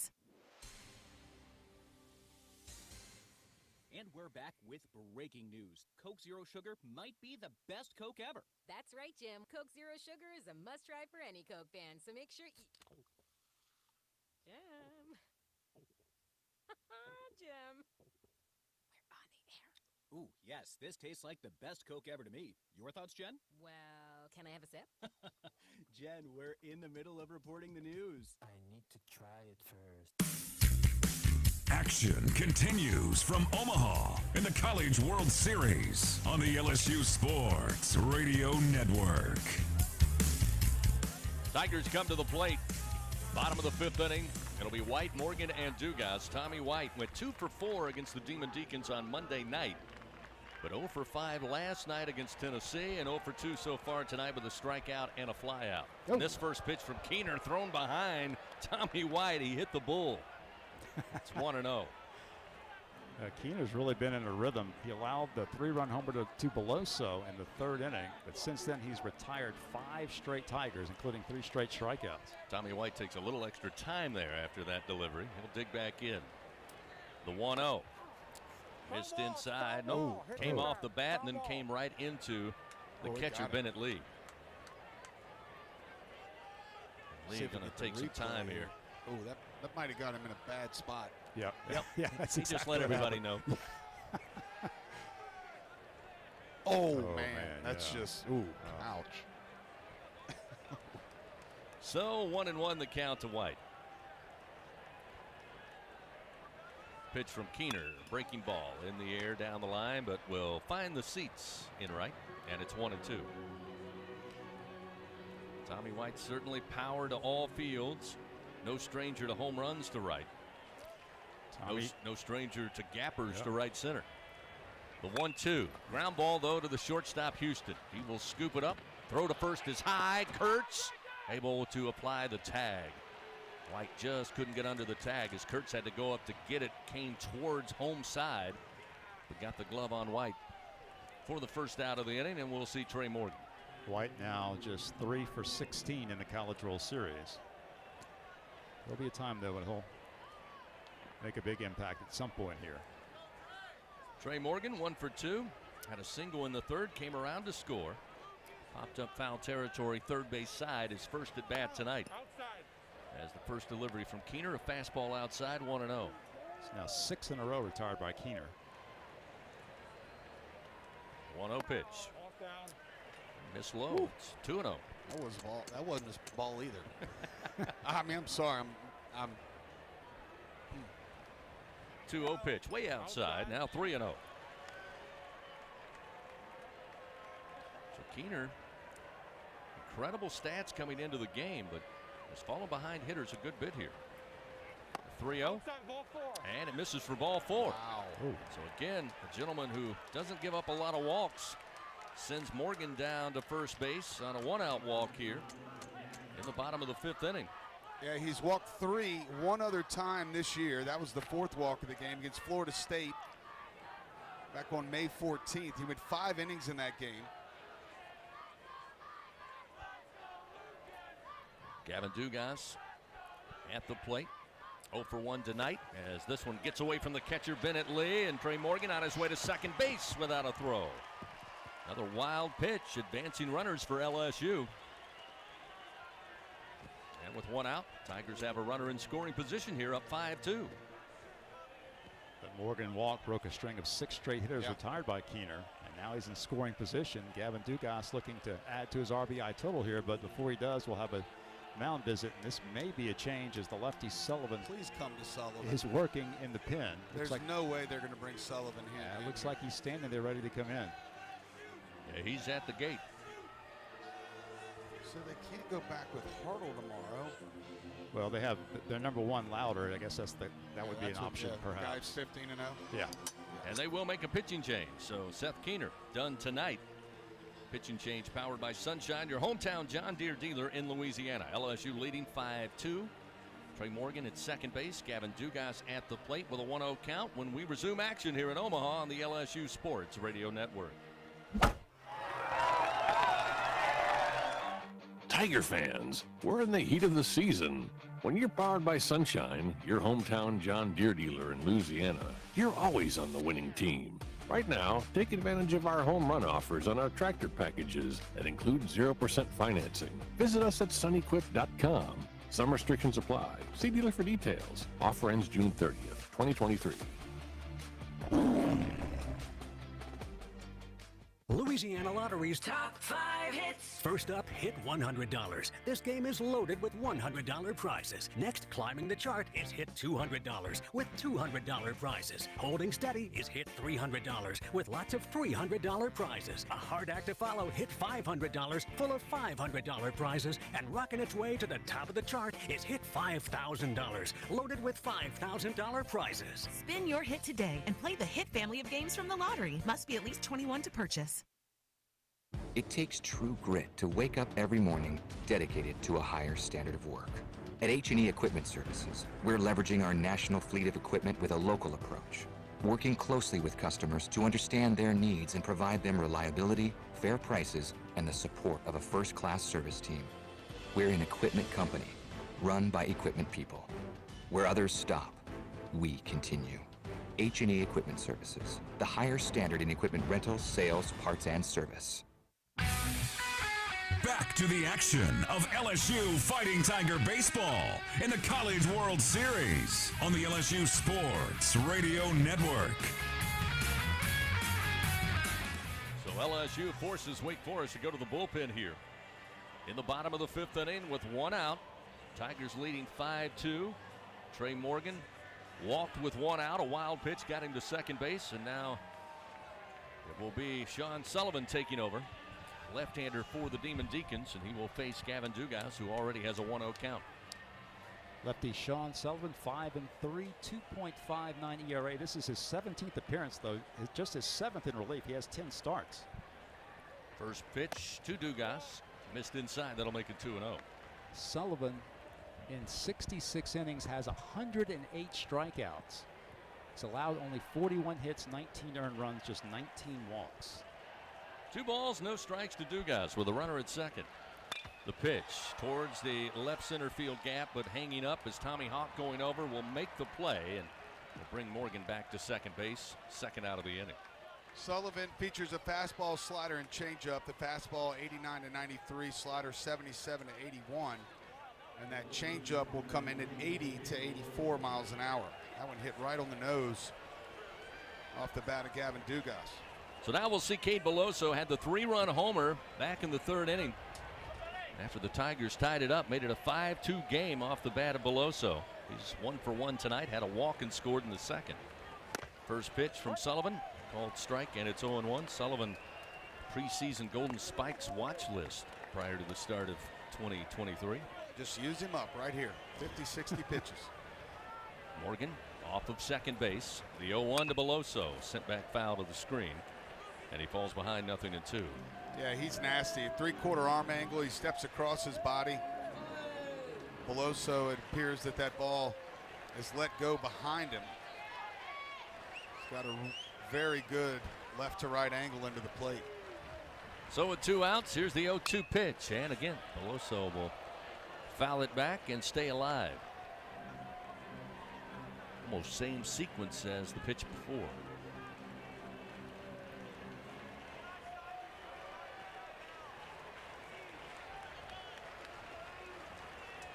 Morgan at second base with 2 outs. This pitch rides high. It's 1-2 now to Beloso. Sullivan making his 4th appearance in the NCAA tournament. He has 14 strikeouts in 7 innings. He has allowed 6 hits, but just 1 run. Taking a little time here. Gets on the bump with 7 on the pitch clock. 2 outs, runner at second. And the 1-2. Missed low. Good eye, good take by Beloso. They even it up 2-2.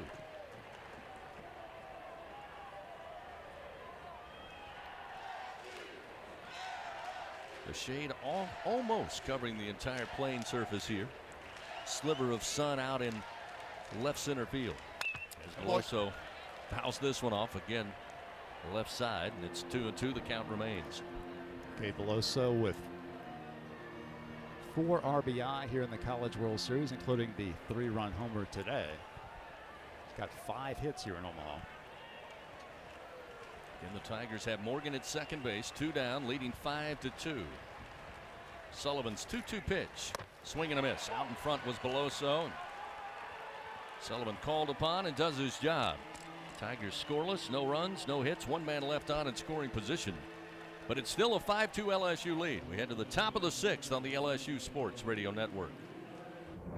NIL is dominating the college sports scene, and LSU has positioned itself at the front of the pack. But to remain competitive and stay ahead of the rest, we need your support. Bayou Traditions is the official NIL collective of LSU athletics. Join the tradition and become a member by signing up online at BayouTraditionsCollective.com. Members receive exclusive access to LSU student athletes that you can't get anywhere else. Help ensure LSU remains a leader in the NIL arena. Sign up today at BayouTraditionsCollective.com. Are you a homeowner looking to keep your home cool while saving money? Perhaps you're an HVAC contractor who wants to offer customers more efficient, more consistent home comfort. Luxair is the name to know for unmistakably efficient and reliable home cooling, and great business building programs for contractors too. Contact your Luxair dealer to find out more. Or if you're a contractor, visit SolarSupplyLuxair.com to learn about working with Luxair.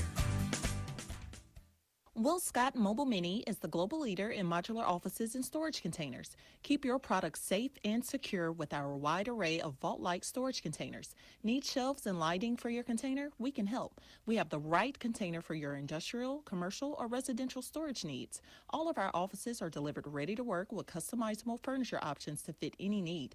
Give us a call at 800-841-7016 or visit our website at www.mobilemini.com.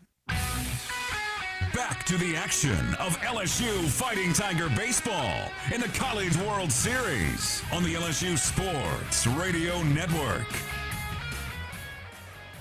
Move now to the top of the 6th inning, a 5-2 LSU lead here in Omaha. Tigers back against the wall here as Wake Forest comes to the plate. Griffin Herring's first offering to Bennett missed outside, and it's 1-0. Pierce Bennett tonight, single, came around to score in the second. Fly ball out to right on a great play by Braden Jobert. There's a strike at the knees to even it up 1-1.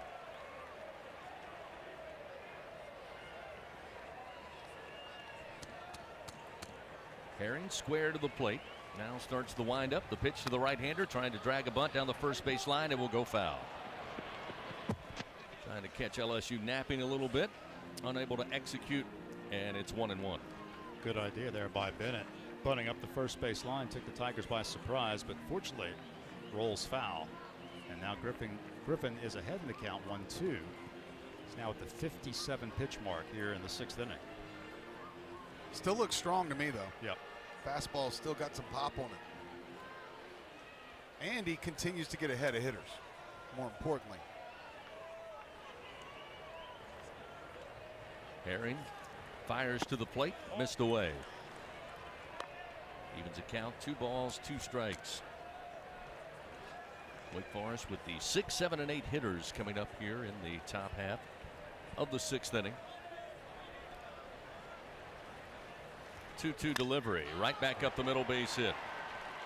Bennett with his 2nd base hit of the day, and the leadoff man aboard. Again, LSU's had to deal with traffic a couple of instances here. They'll have to do the same again here in the 6th. Yeah, 3rd time in 6 innings they have been able to get that leadoff man aboard. Pierce Bennett just continues to be on fire in the NCAA tournament. Now has 17 hits in 30 at-bats since the regionals began.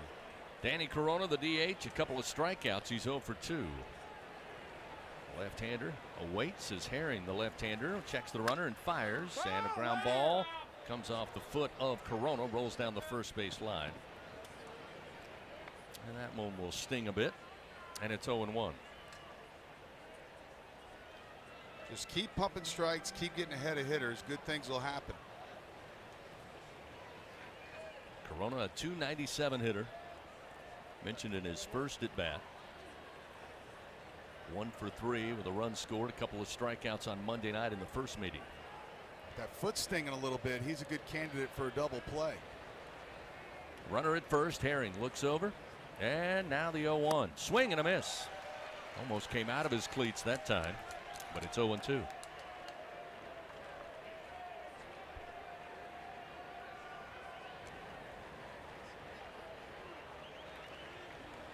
Bennett with a lead off of first base. Herring looks over, and now the pitch. Oh, wow. They say it missed outside, and that's hard to believe. 1-2.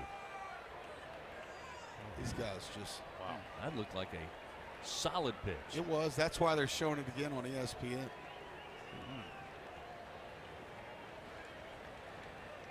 One ball, 2 strikes. Pitch to Corona, and this one lifted down the line in right, and it's foul into the seats. Ooh. Wow, he yanked that one. Still 1-2 the count. We haven't talked a whole lot about it tonight, but Wake Forest does have a lot of power. Hasn't been a factor, of course, because of the way the wind's been blowing in here. Well, now it's blowing out to right. Yeah, they do have 130 home runs on the season. And Corona really gave that one a ride. He has 13 homers of that 130. Yeah, we'll see if the young freshman can learn from that pitch. Nobody out, runner at first. Still a 1-2 count to Corona, the DH. Herring, and time going to be called by Corona. So Herring looked in, then looked back to first, and Corona wanted time and was granted time.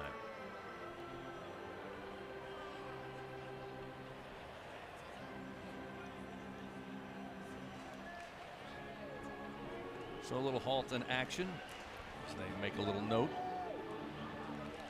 Still 1-2 to Corona. Lefty on lefty matchup here with nobody out.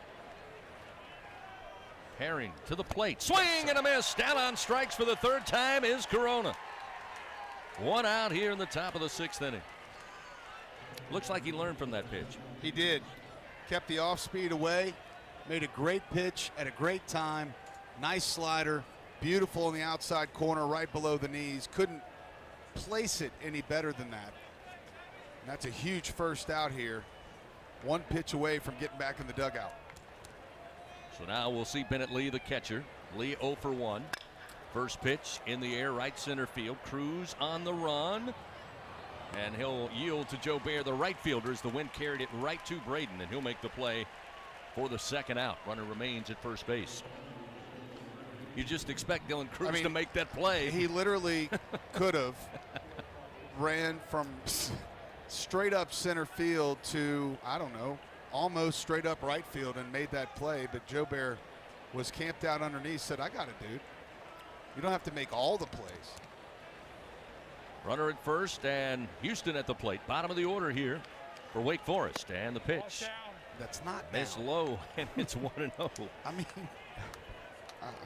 By the way, Griffin Herring now with 6 strikeouts, which is a season high. And because he's a freshman, it's also his career high. What a time to reach your career high, but here in Omaha. The 1-0 in the air to center field. Cruz backpedaling again. Makes it look easy. Camps under it. Has it for out number 3. 9 more, boys. So the leadoff runner goes awry for Wake Forest. No runs, 1 hit, 1 man left on. Move now to the bottom of the 6th. It's a 5-2 LSU lead here on the LSU Sports Radio Network. Are our love bugs and companions. They are our pets, our family, and they make life better. When we face unexpected challenges, so do our pets. That's why we're on a mission to support people and their pets. Whether donating a bag of kibble, sharing an Instagram post of a lost cat, or welcoming a foster pet into your home, every bit of kindness counts.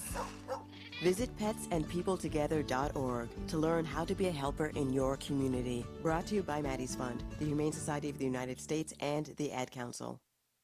The passion, the tradition, the rivalries. SiriusXM is your destination for all things college sports, and we've got your school covered. On SEC Radio, there's complete coverage of every school in the conference, including live games, plus 24/7 talk and analysis. So cheer along online or on the SiriusXM app and listen to your favorite team anywhere. And now, as a college student, you can stream your first 3 months of SiriusXM for $1. Fees and taxes apply. See offer details and subscribe now at SiriusXM.com/SEC Sports. Hi, we're the Goo Goo Dolls. We're fortunate that our daughters have what they need to grow and learn. But that isn't the case for nearly 13 million kids in the U.S. that struggle with hunger. Childhood hunger is a heartbreaking reality that Feeding America is working to change. Each year, the Feeding America network of food banks rescues billions of pounds of good food that would have gone to waste and provides it to families and children in need. You can help kids in need in your community by visiting feedingamerica.org.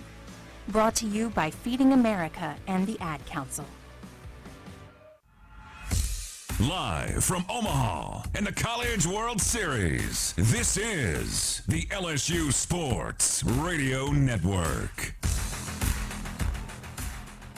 Tigers come to the plate. They lead 5-2 over Wake Forest here on this Wednesday night. It'll be 6, 7, and 8 due up. Thompson, Jobert, and Milazzo. Thompson tonight 0 for 2, 1 for 15 here in Omaha after coming into the College World Series. One of the hottest hitters for the Tigers as he swings and fouls this one down the third base line. Had a couple of good swats last night. Really did. Couldn't line him up down the line and left, and we saw one earlier off the bat of Thompson, just a little ahead. 0-1 the count. Sullivan on the mound, the relief pitcher, and a swing and a miss will get Thompson behind 0-2. Tiger bats have been pretty quiet since that Beloso home run. In fact, LSU does not have a hit since Cade's 3-run dinger back in the 3rd inning. Sullivan, the left-hander, fires way off the plate. 1 ball, 2 strikes now to Thompson. LSU's only base runner since that home run was Morgan, who walked in the 5th. 1 ball, 2 strikes to the Tigers shortstop. The pitch from Sullivan outside, 2-2.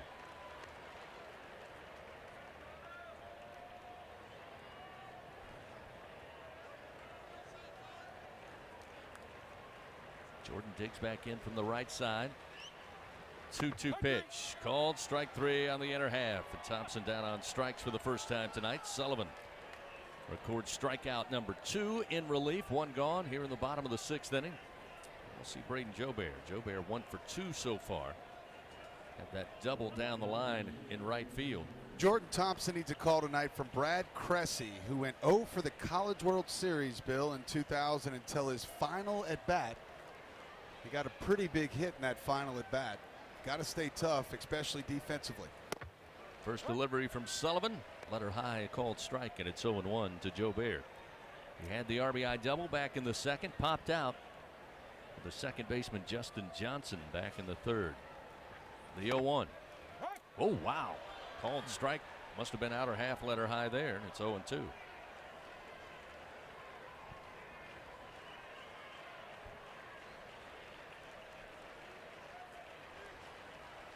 One down. Sullivan fires, and Jobert fouls this one off. It'll find the seats down the line and left. Still 0-2 the count. Fans, Our Lady of the Lake, proud to be the championship health partner of LSU. Together, Our Lady of the Lake and LSU, champions for Louisiana.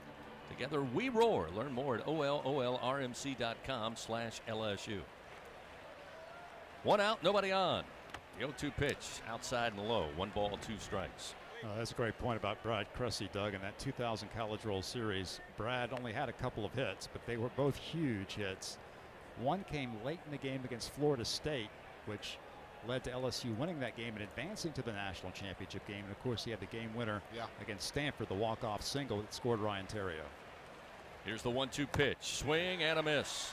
Sullivan challenges with a 93-mile-an-hour heater, and Joe Bear on strikes. 3rd strikeout for Sullivan. And with 2 gone, it'll be up to Alex Milazzo to try to extend the inning here as LSU leads 5-2.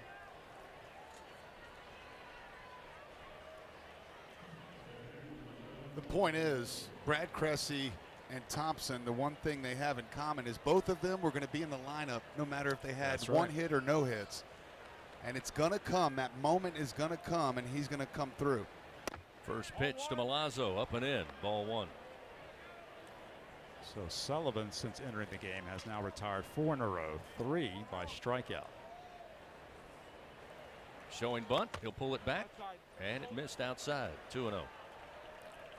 And in the LSU bullpen, Thatcher Hurd is standing up on the pin. He's not actually throwing a baseball. He's just going through some dry work. Yeah. Driving Tiger fans crazy. This one missed outside. Again, Milazzo squaring to bunt. It's 3-0.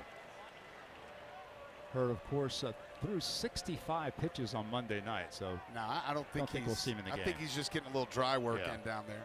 Got 3-0 everybody the up on count. the edge of their seats, though. Again, squaring to bunt, pulls it back. This one a strike. It's 3-1 to Milazzo. Pearson on deck. Should Alex arrive safely at first here? 3-1 pitch. Strike at the belt. Now 3-2.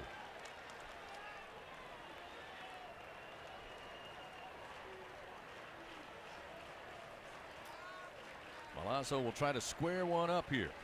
Sullivan's 3-2 pitch, and he fouls it back into the screen. Still 3-2. Milazzo holding on. Gives us a moment to pause 10 seconds. Station identification on the LSU Sports Radio Network. Your home for LSU Fighting Tiger baseball. The LSU Sports Radio Network. And streaming on the LSU Sports mobile app. Ground ball to the shortstop off the bat of Milazzo. Houston tried to backpick it, couldn't get it. Bounces into left field, and Milazzo with a 2-out single. Nice little in-betweener there to the left side of the infield. Wilkin coming to his left, the 3rd baseman, made a dive for it and may have just broken the concentration and focus of Houston, the shortstop. But Milazzo will take it, and the Tigers have a man aboard to extend the inning and bring Josh Pearson to the plate. Yeah, 3rd baseman's got to go for that ball, but I think you're exactly right, Chris. Kind of shielded the shortstop from the ball, popped up on him, and Milazzo with 2 singles to the shortstop in this game. I'll bring Pearson to the plate. Pearson looking for his first hit, and the first offering a called strike from Sullivan. It's 0-1. So after doing a good job of retiring hitters, Milazzo breaks through against Sean Sullivan, the reliever. 0-1 to Pearson. Ground ball, but handled by Kurtz at first. Hit right to him, and he will step on the bag easily for out number 3. The Tigers, no runs, 1 hit, 1 man left on. They lead 5-2, and we head to the 7th here in Omaha on the LSU Sports Radio Network. When it comes to investing in your home's comfort, it's never just one thing. You want to make sure you get an air-conditioned system that's reliable, affordable, energy efficient, backed by a strong warranty, and is installed by a dealer you can trust. That's why people who insist on the best choose Trane. Plus, right now, Trane is offering special financing. So what's not to love? Visit TraneSouth.com to find a local Trane dealer today. It's hard to stop a train. Subject to credit approval. Ask for details. When you're done listening to the Tigers take another victory, the rest of the city will be waiting. After all, there's a lot more to Baton Rouge than just Saturday nights. From famous historic landmarks to iconic hole-in-the-walls, even some of the world's best blues joints, there's something special around every corner. But these foodie flavors and soulful sounds are just a sample of what Baton Rouge has to offer. Whatever you're into, it's all right here. Go to visitbatonrouge.com and start putting together your post-game playbook.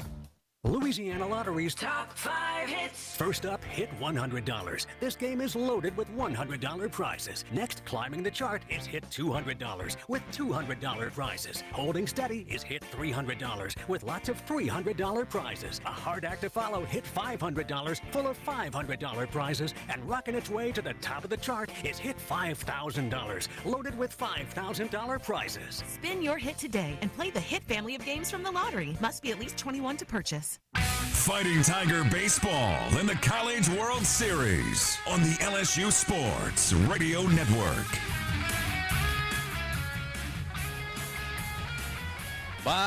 Top of the 7th inning, coming your way here from Charles Schwab Field. LSU leading Wake Forest 5-2. Top of the order due up for the Demon Deacons, Hawk, Costello, and Kurtz. I mean, in a perfect world, this would be the last time we see a couple of these guys. And to me, this is the biggest defensive inning of the game for the Tigers. Herring's first pitch to Hawk. Off speed and a strike. It's 0-1. Yep, huge inning right here for Griffin Herring. Top of the order. Tigers leading by 3. The 0-1. Low for ball 1. 1 ball, 1 strike. Hawk 2 for 3. A strikeout victim to Coleman back in the first. The LSU starter, then a 2-run single in the second to get the Demon Deacons on the board, and a single in the 5th. That one missing from Herring, make it 2-1. And now Gavin Guidry, the Tiger freshman right-hander, has begun to throw in the LSU pen. Herring's 2-1 pitch to the plate. Swung on late and fouled back over the third base dugout. 2-2. Fans have the right equipment to take on any job linked to the land. Visit Sunshine, your hometown John Deere dealer in Louisiana, at sunequip.com. 2-2 pitch. Again, a late swing, but down the line, foul third base way. Still 2-2.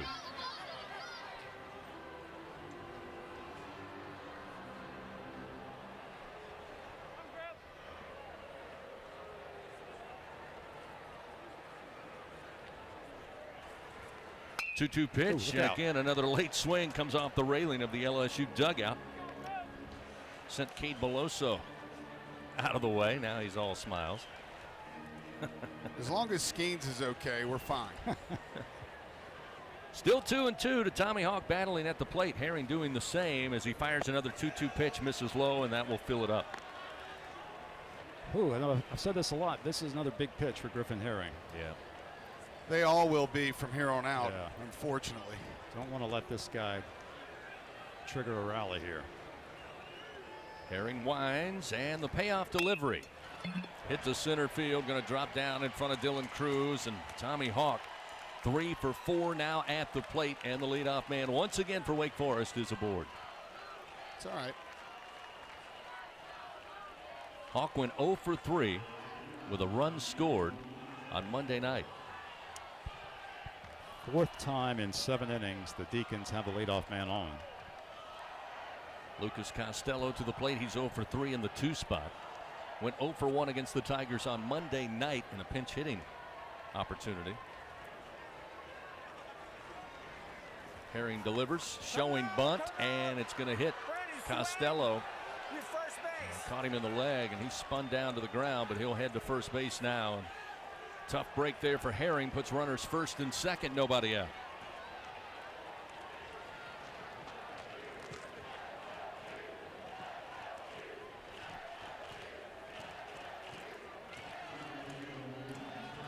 Just got to try to get a ground ball here. Time called. Milazzo going to make his way slowly to the mound here, bring the infield in. That might be it. 77 pitches for Herring with no outs. There's a lefty up, though. That's why I think we might see him still for one more hitter. But Gavin Guidry is getting as hot as he can, as fast as he can. You've got the lefty Kurtz due up. Then you have 3 straight right-handed batters after him. So that meeting is all broken up. Tonight's game, by the way, brought to you by the 7 partners that represent Team LSU: Cox, McDonald's, Our Lady of the Lake, Albertsons, Coca-Cola, People's Health, and Hancock Whitney. Nick Kurtz to the plate. He's 0 for 2. Board on a walk in the first, strikeout victim in the second, and a fly ball out to Pearson in left field. Hawk at second, Costello at first. Nobody out. Herring fires. Missed inside, 1-0. 78 pitches now for Griffin Herring. That is his season high. Yeah, this will be it. Unless something really good happens. Lefty on lefty matchup here. The 1-0 hit high in the air to right field. Joe Baird giving chase. Joe Baird towards the corner, and this one will make its way into the seats. Foul. Boy, the trajectory on that one off the bat sucked the sound out of Charles Schwab Field if you're an LSU fan. Luckily, again, it went foul into the seats. 1 ball, 1 strike now to Kurtz. Let's learn from that one.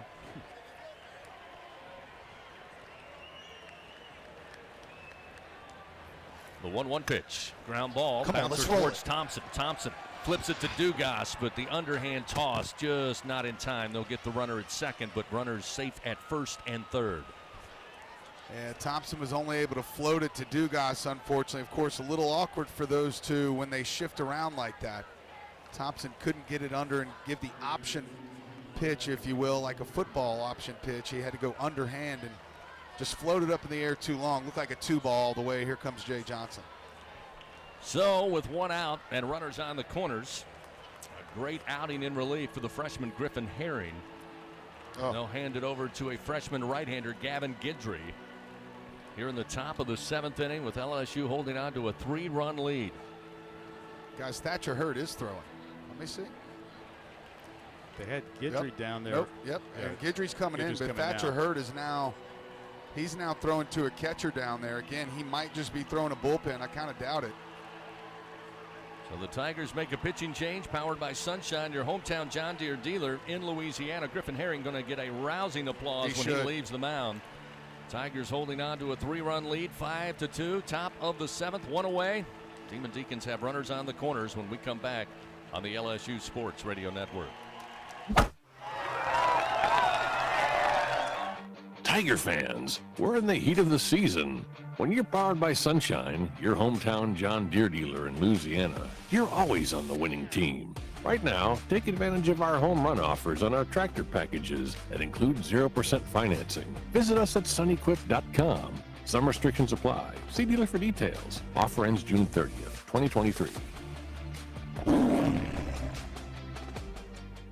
Albertsons is making shopping and saving easier than ever. Just For You deals is now Albertsons For You. It's everything you love about Just For You with all new perks. Get rewarded for just being you, including personalized deals, a free item every month, and even a treat on your birthday. With Albertsons For You, you earn points every time you shop and redeem them for discounts on groceries and more. Brand new Albertsons For You members receive $5 off their next $25 or more purchase just for signing up. Download the Albertsons app or simply update your existing mobile app to see your all-new, all-awesome perks. Albertsons. Fresh foods, local flavors.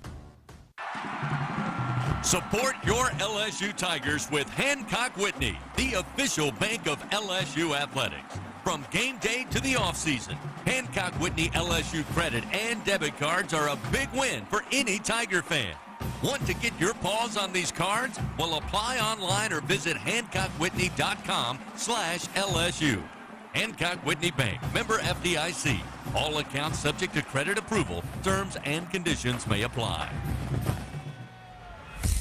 Live from Omaha in the College World Series, this is the LSU Sports Radio Network.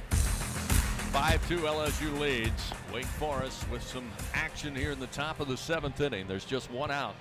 Runners on the corners. Tommy Hawk led it off, singled to center field. Costello trying to lay down a bunt was hit by a pitch. That put 2 runners on. And then Kurtz with a fielder's choice. Tigers unable to turn the double play. 4-6-3. It puts runners on the corners. And now Gavin Guidry will take over, the freshman out of Lake Charles. Gavin Guidry making his 2nd appearance here in Omaha on the year. He's 3-0 with a 3.80 ERA. 21st appearance, 20th in relief.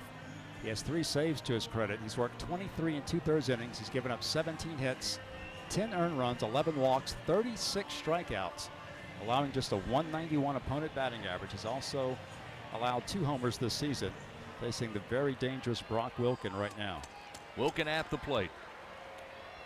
Runners first and third. Guidry's first delivery. Strike on the inner half, and it's 0-1. Hawk at third. Kurtz at first base.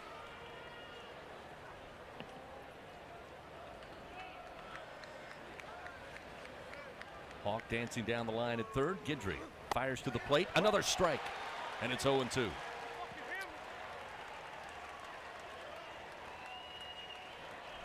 That's a hammer, boys. Come on, Gavin Guidry. 1 out, runners on the corners. The 0-2 pitch. Yep.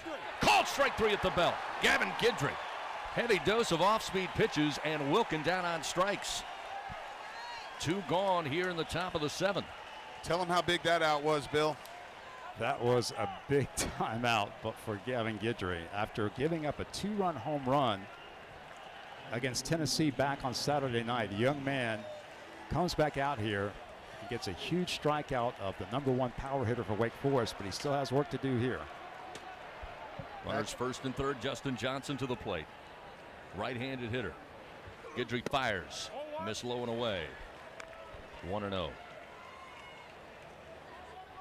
Thatcher Hurd still walking around down there. Big Riley Cooper just picked up a ball. He started to toss as well.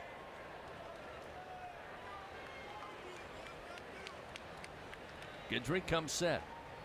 Here's the 1-0. Ground ball, but fouled on the first base line. Bouncer just beyond the camera well, and it's 1 ball, 1 strike. So Thatcher Hurd threw 65 pitches on Monday night. Riley Cooper has pitched twice already in Omaha. He threw 22 pitches on Saturday. He threw 40 pitches last night, so he's thrown 62 pitches here. 2 outs, runners first and third. The 1-1. Throws it above the head of Johnson, who had to bail out of the way. It's my plate. Fastball 92, and Johnson just got away. 2-1 the count. Curveball work here, I think. Well, Guidry has excelled on so many occasions in these types of situations, especially in SEC play. You know, he just exudes confidence out there. 2-1 pitch. Strike at the letters to even it up 2-2. Again, goes off speed. Let me hear you, Lake Charles, Louisiana. 5-2 LSU leads. 2 outs, runners on the corners. Guidry's 2-2 pitch. Swing and a miss. Gavin Guidry fired up as he should be.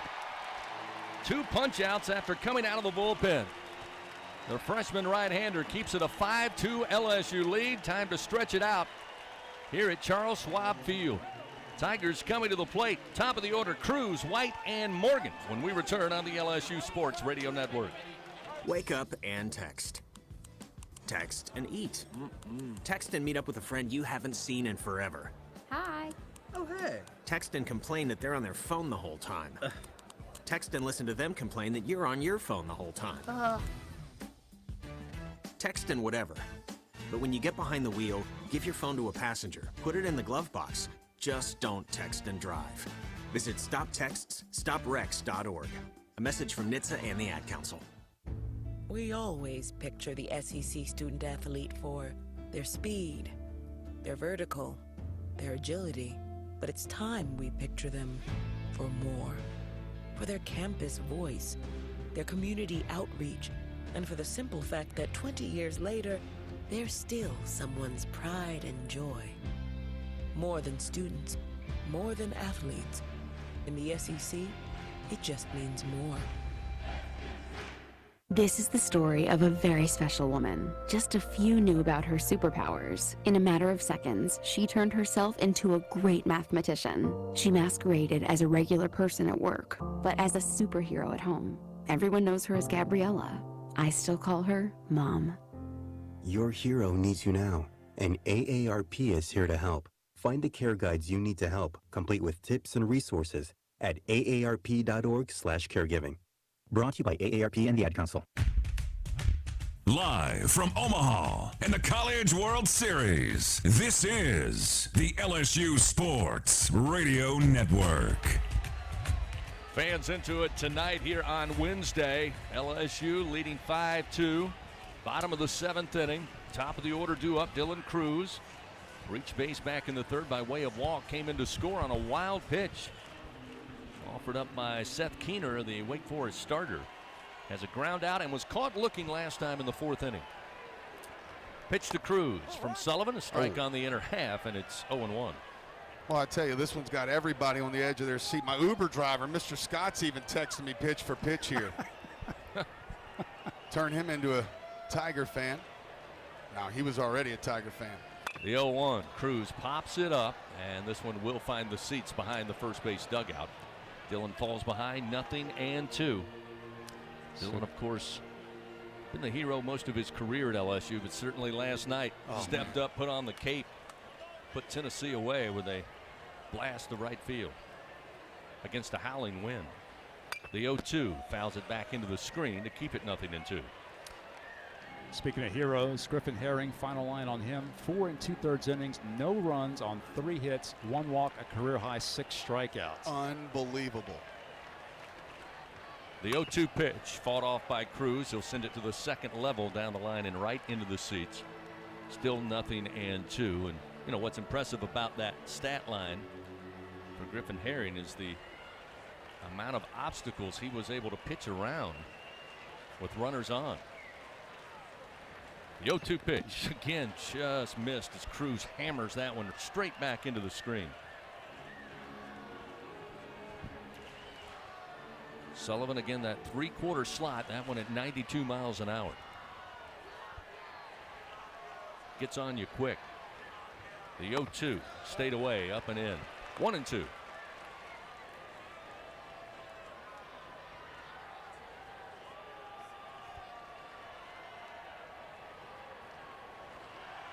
One ball, 2 strikes to Dylan Cruz, leadoff hitter in the bottom of the 7th. Ground ball towards the shortstop. Gathering it is Houston. The throw to first high. Dylan touched the bag. He could not apply the tie. Dylan Cruz beats it out for an infield single, his first hit of the night. And that's the 2nd time, actually 3rd time we've seen that ball rise from Houston, the shortstop. And that time, LSU able to make him pay. Yeah, I think that's going to be an E6. But I think if they were to review that, Dylan Cruz and the ball get there pretty close to the same time. Now, the good throw would have had him. So now we'll see Tommy White. White 0 for 3, due for something here. Cruz aboard, leadoff man for LSU. A nice move by Sullivan on the throw, and Cruz. I think he had it on his mind to take second base right there. Yeah, he just got back. It was also a very, very good move, close to a ball. Cruz takes the lead off of first. Sullivan brings it to the plate. Strike on the inner half, and it's 0-1. You're right about Houston. We've seen several high throws, and Kurtz, as we said, at 6'6", has been able to bail him out, but not that time. Ooh, that tag on Cruz might have been there in time on that pickoff. They did not review it back. Gets back again. Just showed it on the monitor. ESPN had picked it up, and he was, I don't know. 0-1 the count to White. Pitch to the plate. White goes opposite field, ropes a base hit to right. Cruz will get to second base, and Tommy White with his first knock of the night. 2 on, nobody out for the Tigers here in the bottom of the 7th. Boy, I had to feel good for that kid. He struggled the last couple games. Of course, not as healthy as he was at the beginning of the year, but battling through it for the Tigers. And that ball was hit very hard to right field. Well, that was vintage Tommy White. It really We've seen was. it all year, his ability to go the opposite way. As Jay Johnson said, his power numbers kind of overshadow the fact that he is a legitimate hitter. He's not just a slugger. The guy knows how to hit to all fields, and he demonstrated it there. Now we'll see Trey Morgan. Morgan 1 for 2, had a base hit in the 3rd, scored a run. Does he bunt? And was aboard on a walk in the 5th. We'll see here. Morgan did take a little time coming out to the plate. Now the left-hander settles in. Sullivan, the left-hander. Back-to-back singles for the Tigers here to start the bottom of the 7th inning. Squares the bunt, does Morgan. Pops it up, and it will be handled by Wilkin down the line at third. And LSU just unable to put a bunt on the ground. Had 2 pop-ups last night result in outs. And Morgan records the first out there as Wilkin easily down the line and foul territory makes the play.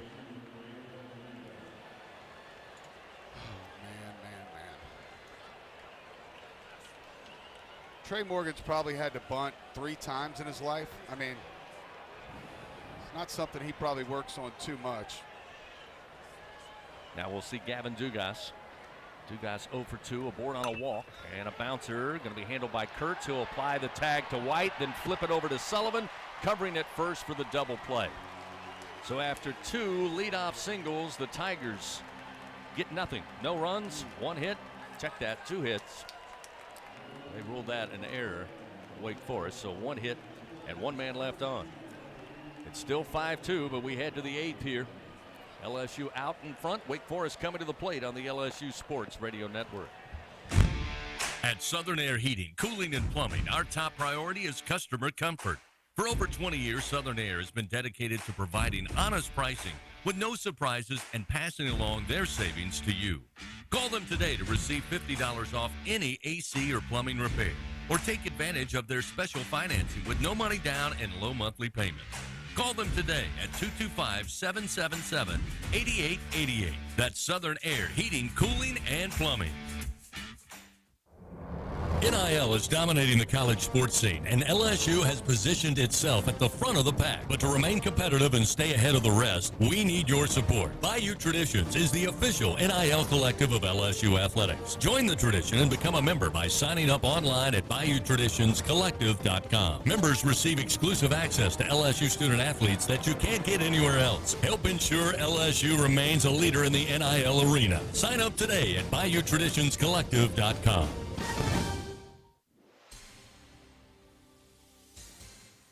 And we're back with breaking news. Coke Zero Sugar might be the best Coke ever. That's right, Jim. Coke Zero Sugar is a must-try for any Coke fan, so make sure you... Jim. Jim. We're on the air. Ooh, yes, this tastes like the best Coke ever to me. Your thoughts, Jen? Well, can I have a sip? Jen, we're in the middle of reporting the news. I need to try it first. Action continues from Omaha in the College World Series on the LSU Sports Radio Network. LSU missed a golden opportunity there in the bottom of the 7th inning after 2 men aboard with nobody out, but they come up empty-handed. Wake Forest, a couple of great defensive plays, and now they're back to the plate. Bennett stands in, check swing, and he fouls it back to the screen. Gavin Guidry on the mound. Tigers started with Javen Coleman. They brought Blake Money in for a situation, then went to the freshman lefty Griffin Herring, and now the freshman righty Gavin Guidry. Here's the 0-1 to Bennett. Fouled back just below us into the seats, and it's 0-2. See if Guidry could do what a few pitchers have done in the postseason. That's get Pierce Bennett out. Hitting now .566 in NCAA tournament games. Yeah, .361 hitter on the year. He's 2 for 3 tonight. This one, line drive. Morgan goes to his knee and will hold on to it for out number 1. That one bang, bang right to Morgan, who had to drop down, but got his glove underneath it for the first out. And Gavin Guidry able to put Bennett back in the dugout. Yeah, man, that ball still hit hard, though. 5 to go, boys. 5 to go. So now we'll see Corona, the DH. 0 for 3, 3 strikeouts, 2 swinging, 1 looking. Guidry delivers, breaking ball, missed somewhere, maybe low. It's 1-0. Guidry checks the watch, steps back on the bump. Left-hander Corona at the plate, and the pitch stays away, and it misses for ball 2. Tigers are in the shift against the lefty Corona as both of those pitches are strikes. Thompson's playing shallow right field right now. 2-0 delivery, swung on, lifted in the air. Thank you. Shallow left field, Pearson coming in. Pearson settles under it, and he will have it for the second out of the inning. Doug, you've talked about it for years. We've been doing games for 8 seasons now. You said let's bring in the lasers and the radars and let's make the strike zone accurate. Let's just stop all this craziness. You still have to have the guy back there fair and foul, although that's reviewable now too. But the home plate call, but I mean that was two perfectly thrown curveballs by Guidry. Bennett Lee now stands in with 2 outs, and this one short of the plate makes it 1-0. Okay, that's a ball. Big at bat here for Guidry. If he can retire Lee and end the inning, then Wake has to go to the 9th inning with its number 9 hitter leading off. 1 ball, no strikes. Nobody on, 2 outs. Top of the 8th, 5-2 LSU leads. There's a strike on the outer half, and it's 1-1.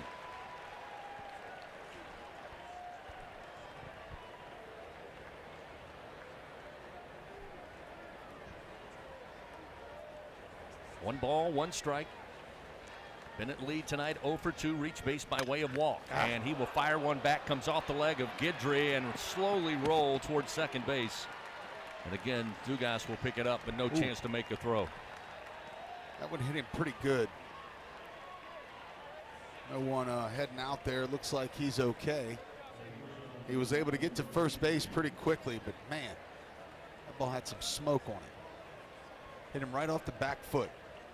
So Bennett Lee reaches for the 2nd time tonight, first hit of the ball game.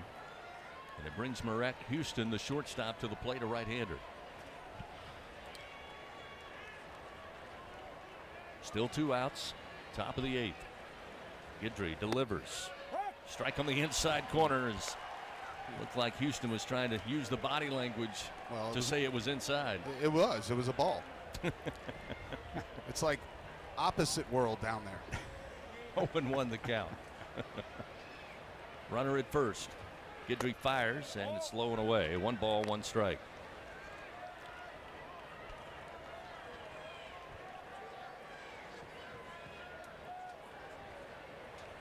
Guidry with 2 punch outs since entering the game, had 2 big ones after coming out of the bullpen.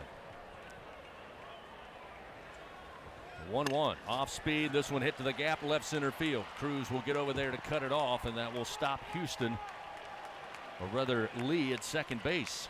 But now back-to-back singles, and Wake Forest again with runners aboard with 2 outs, and now top of the order and Tommy Hawk, and talk about on fire. He's 3 for 4 tonight. Tigers have Riley Cooper throwing in the bullpen, the lefty who's been so reliable in the postseason. Here comes Jay. Well, credit Wake Forest as Guidry retired the first 2 hitters in this inning, but their 8 and 9 hitters respond with back-to-back singles, and Wake's still very much alive here in the 8th inning. Yeah, I think he's going to go to Cooper here. Yep. Again, as we mentioned, 62 pitches thrown through 2 outings here in Omaha for Riley Cooper, but he is, outside of Paul Skeens, I would argue the most trusted pitcher in Jay Johnson's mind. I don't know if it's going to be Riley Cooper or Thatcher Hurd. They're both going pretty hard down there in the bullpen, and it will be Cooper. Yep. He leaves the mound out of the pen and heads towards the gate. So the Tigers make a pitching change here, powered by Sunshine, your hometown John Deere dealer in Louisiana. Riley Cooper on his way to the mound. Tigers lead 5-2. 2 down. Wake with runners first and second here in the top of the 8th inning. Back after this on the LSU Sports Radio Network. At Southern Air Heating, Cooling, and Plumbing, our top priority is customer comfort. For over 20 years, Southern Air has been dedicated to providing honest pricing with no surprises and passing along their savings to you. Call them today to receive $50 off any AC or plumbing repair, or take advantage of their special financing with no money down and low monthly payments. Call them today at 225-777-8888. That's Southern Air Heating, Cooling, and Plumbing.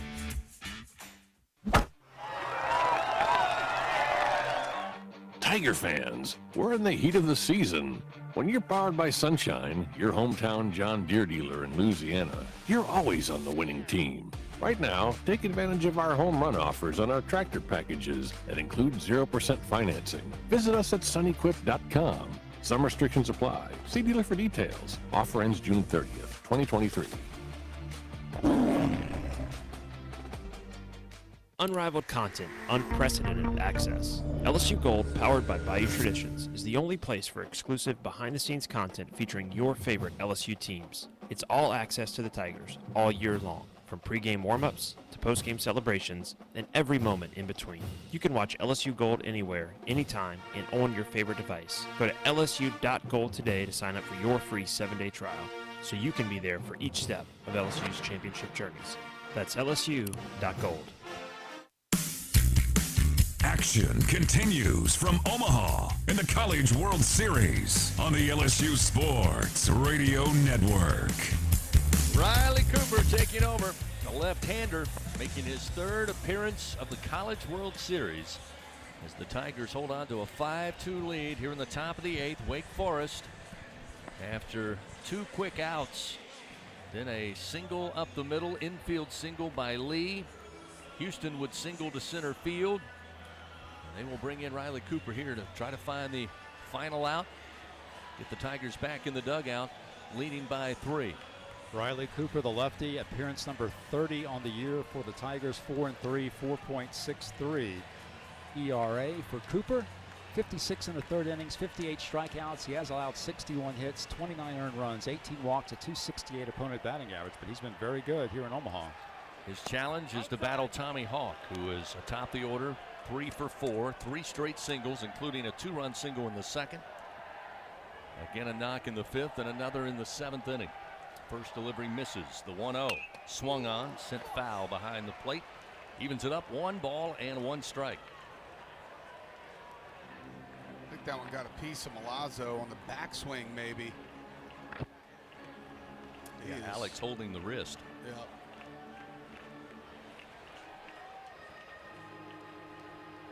Get a replay on the monitor here. I'm pretty sure it was the backswing. 1 ball, 1 strike to Hawk. Right on the top of the left finger. Hawk was a strikeout victim his first at bat way back in the 1st. And this one, a line drive. Yes, sir. And Tommy White snags it out of the air. Just rotated the wrist. Watch the ball in the glove for out number 3 on an absolute scorch line to third. Just glad his glove stayed on his hand. Wow. Wake Forest threatens again, but comes up empty. We head now to the bottom of the 8th inning. 5-2 LSU leads. Tigers have Beloso, Thompson, and Joe Bear coming up. 5, 6, and 7 in the order on the LSU Sports Radio Network.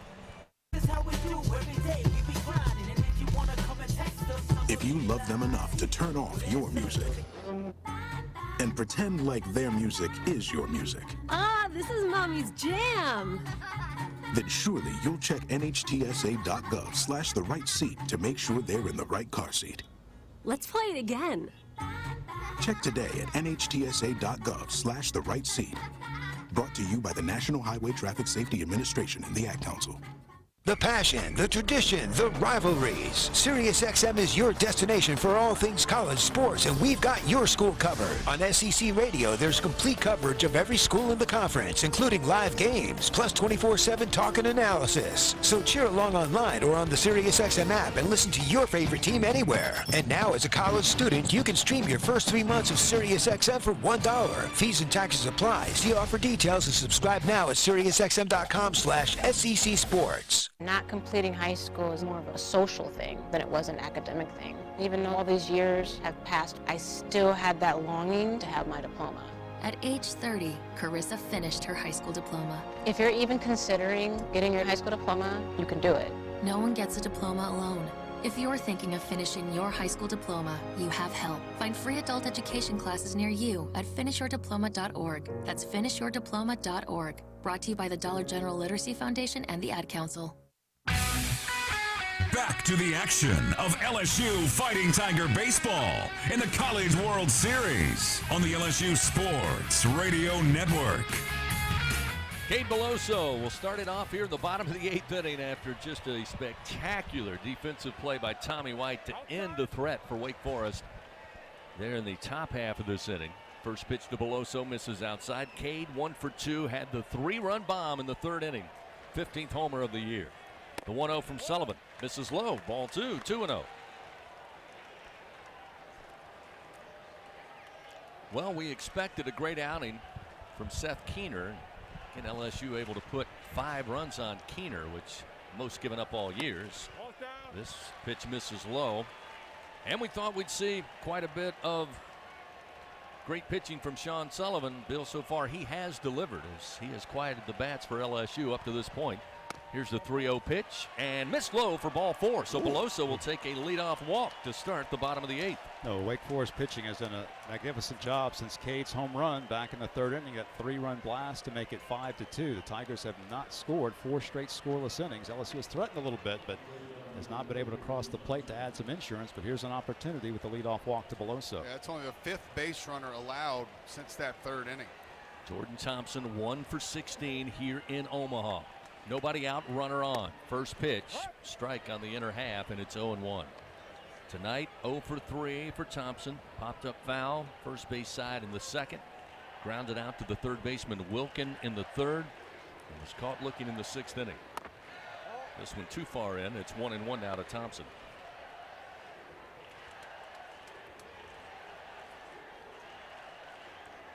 Let's go, Jordan. Beloso with a short lead off of first here. Nobody out. Pitch to Jordan. That one again missed in. Surprising, I think, us and Jordan. It's 2-1. I can handle it if it's both ways. Here's the 2-1. In the air to center field. Tommy Hawk circling and coming under it, and he will have it. For out number 1. That will send Beloso back to first, and now the bat will be Braden Jobert coming to the plate for LSU. Jobert 1 for 3. Had the RBI double down the first base line, just inside the bag, back in the 2nd inning. Getting the Tigers on the board. One more loud swing of the bat here. I definitely don't like the matchup. This is one nasty left-hander. Sullivan comes set, and the pitch. Missed outside, 1-0.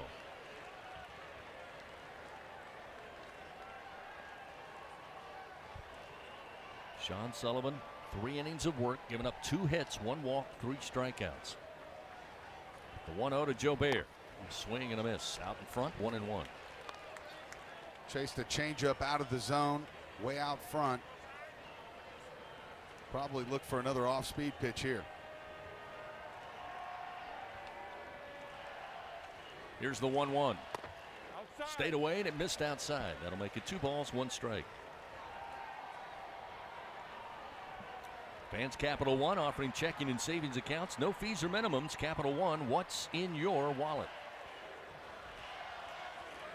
2-1.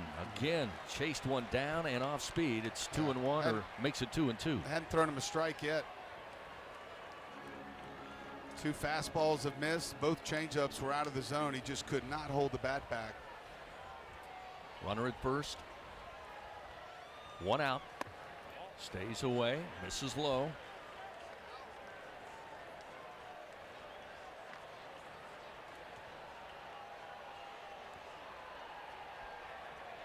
Jobert readies the bat. 1 away, runner at first. The pitch. Missed outside, ball 4. Let's go. Great job by Braden Jobert. Yeah, he laid off the pitch twice that he swung at. That's right. So and now the Tigers got something moving here. Yeah, Sullivan now gives up the walk to Beloso to start the inning. Paxton Kling going to go in and run for Jobert. And Wake does have a lefty throwing in its pin right now. Also a right-hander is down there. I don't really know why you wouldn't go run for Beloso too. You know, throw a Merrifield out there or something like that. Or at this point, I would almost say Kling to second, bring somebody in at first. Well, then you lose Kling. Well, no, he could go back in, and then you replace Jobert. But if you're going to run for Jobert, run for Beloso too, because there's a few guys still on that bench.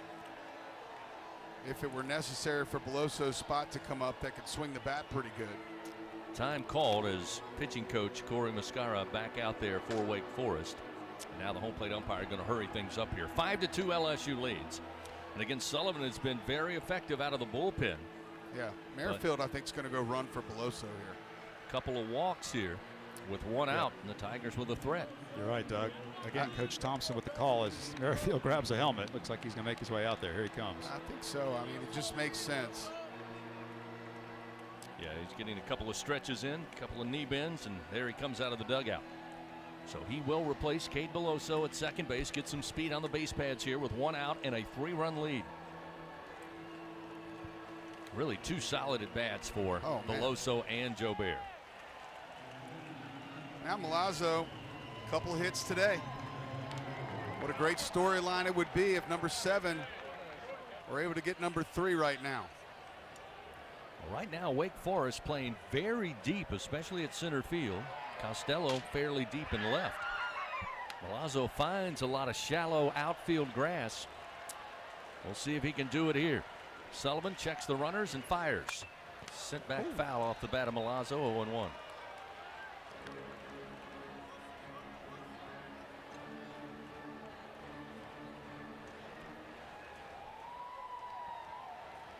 Tigers tonight 5 runs, 6 hits. Wake Forest 2 runs, 7 hits, 1 error. The 0-1 to Milazzo.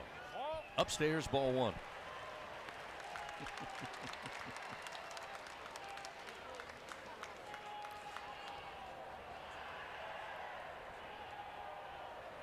Milazzo the right-hander, Sullivan the left-hander.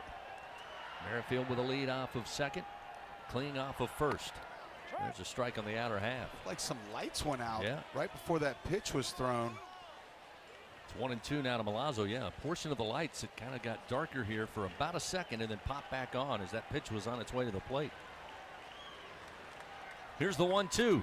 Milazzo sends it in the air to center field. Hawk on the run. Hawk will make the play. Now tagging up is Merrifield and easily into third base as the throw comes into Houston, the shortstop. So now with 2 outs, LSU has runners on the corners and Josh Pearson with an opportunity to do a job here. He's 0 for 3. Yeah, he has a strikeout, but he was 2 great plays by the first baseman, Kurtz. Kurtz stretched to get one, a hopper that looked like it was going to be a base hit, stole it with a snow cone grab, and then the last ball was hit fairly hard, but right at Hurts at first base. Josh, just 1 hit so far here in Omaha, but he has made good contact, as you guys said. First pitch. Strike. 0-1.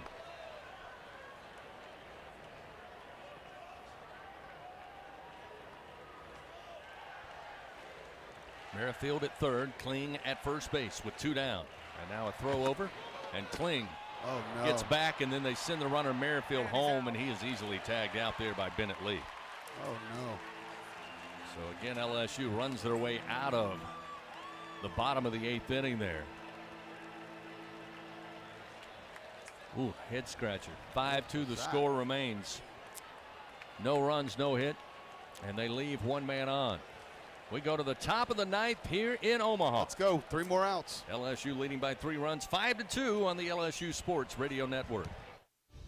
A $27.5 million gift from Shell will help found the LSU Institute for Energy Innovation.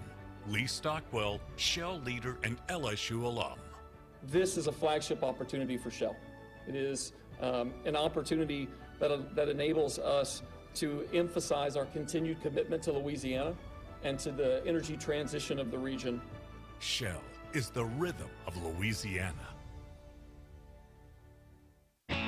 When it comes to investing in your home's comfort, it's never just one thing. You want to make sure you get an air-conditioned system that's reliable, affordable, energy efficient, backed by a strong warranty, and is installed by a dealer you can trust. That's why people who insist on the best choose Trane. Plus, right now, Trane is offering special financing. So what's not to love? Visit TraneSouth.com to find a local Trane dealer today. It's hard to stop a train. Subject to credit approval. Ask for details. LSU Tiger fans are gearing up with real Tigers apparel and merchandise from the official online store at lsushop.net. Get jerseys, sideline gear, polos, t-shirts, hats, official team merchandise from Nike, accessories, and much more. Over 3,600 products, all shipped right to your door. Head to the place real Tiger fans go for the selection only real Tiger fans get at lsushop.net. Live from Omaha and the College World Series, this is the LSU Sports Radio Network. Top of the 9th inning, LSU leading 5-2 Riley Cooper on the mound. Paxton Clean came in to pinch run for Joe Bear. He will be now in right field, the freshman from Pennsylvania. Ben Napolt called out of the dugout. He will take over at second base. Showing bunt is Costello. The pitch away from the right-hander, and it's 1-0.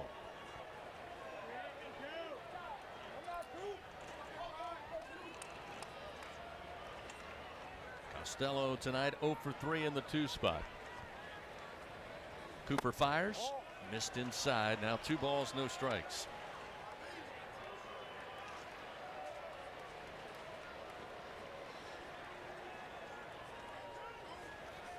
Two-0 pitch, again wanting to bunt. That's a strike on the inner half to make it 2-1 as he couldn't make contact.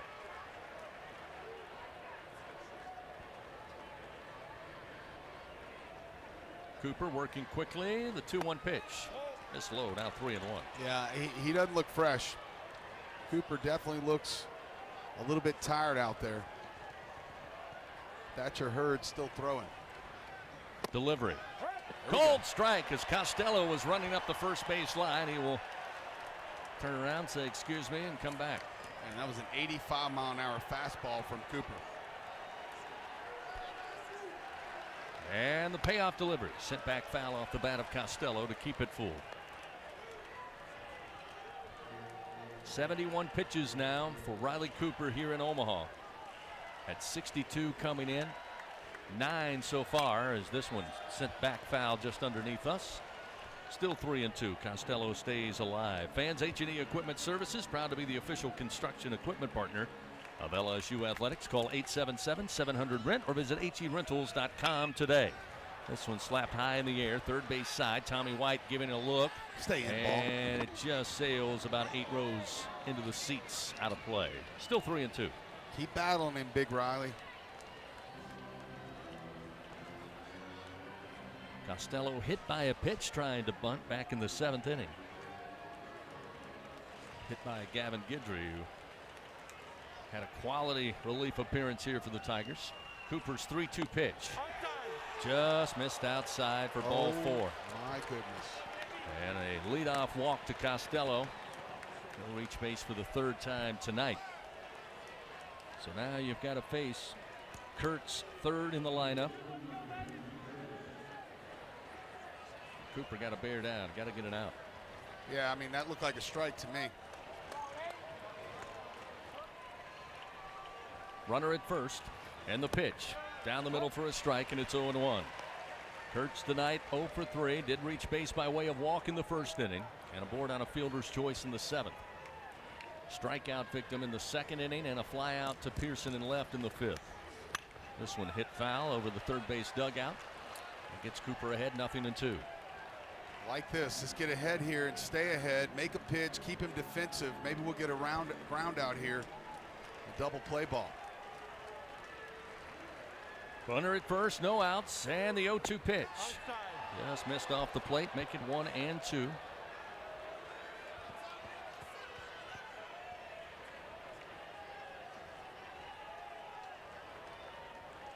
Costello will take his lead off of first. 1-2 pitch. Called strike 3 at the knees. Riley Cooper records the first out. 1 down, 2 to go for the Fighting Tigers of LSU. Kurtz down on strikes for the 2nd time tonight. Big out, 2 to go, 1 pitch away from that happening.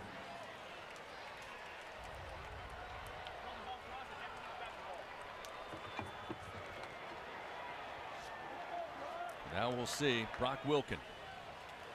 Cleanup hitter for Wake Forest. 0 for 2 tonight. Reached by way of walk on 2 occasions in the 1st and 5th. Lefty on righty matchup here as Cooper comes set. Delivers off speed. In the air, down the line in right. Kling will give it a look, but it will easily hook into the seats, out of play. 0-1.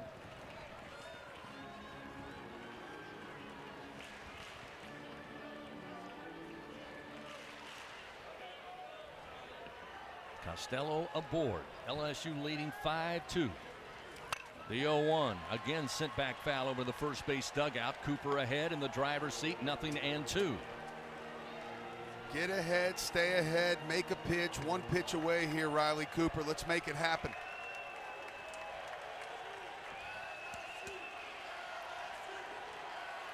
Cooper fires. Yes, Called sir. strike three at the letters, inner half of the plate. Back-to-back punch-outs for Riley Cooper. 2 down, 1 to go for the Fighting Tigers of LSU.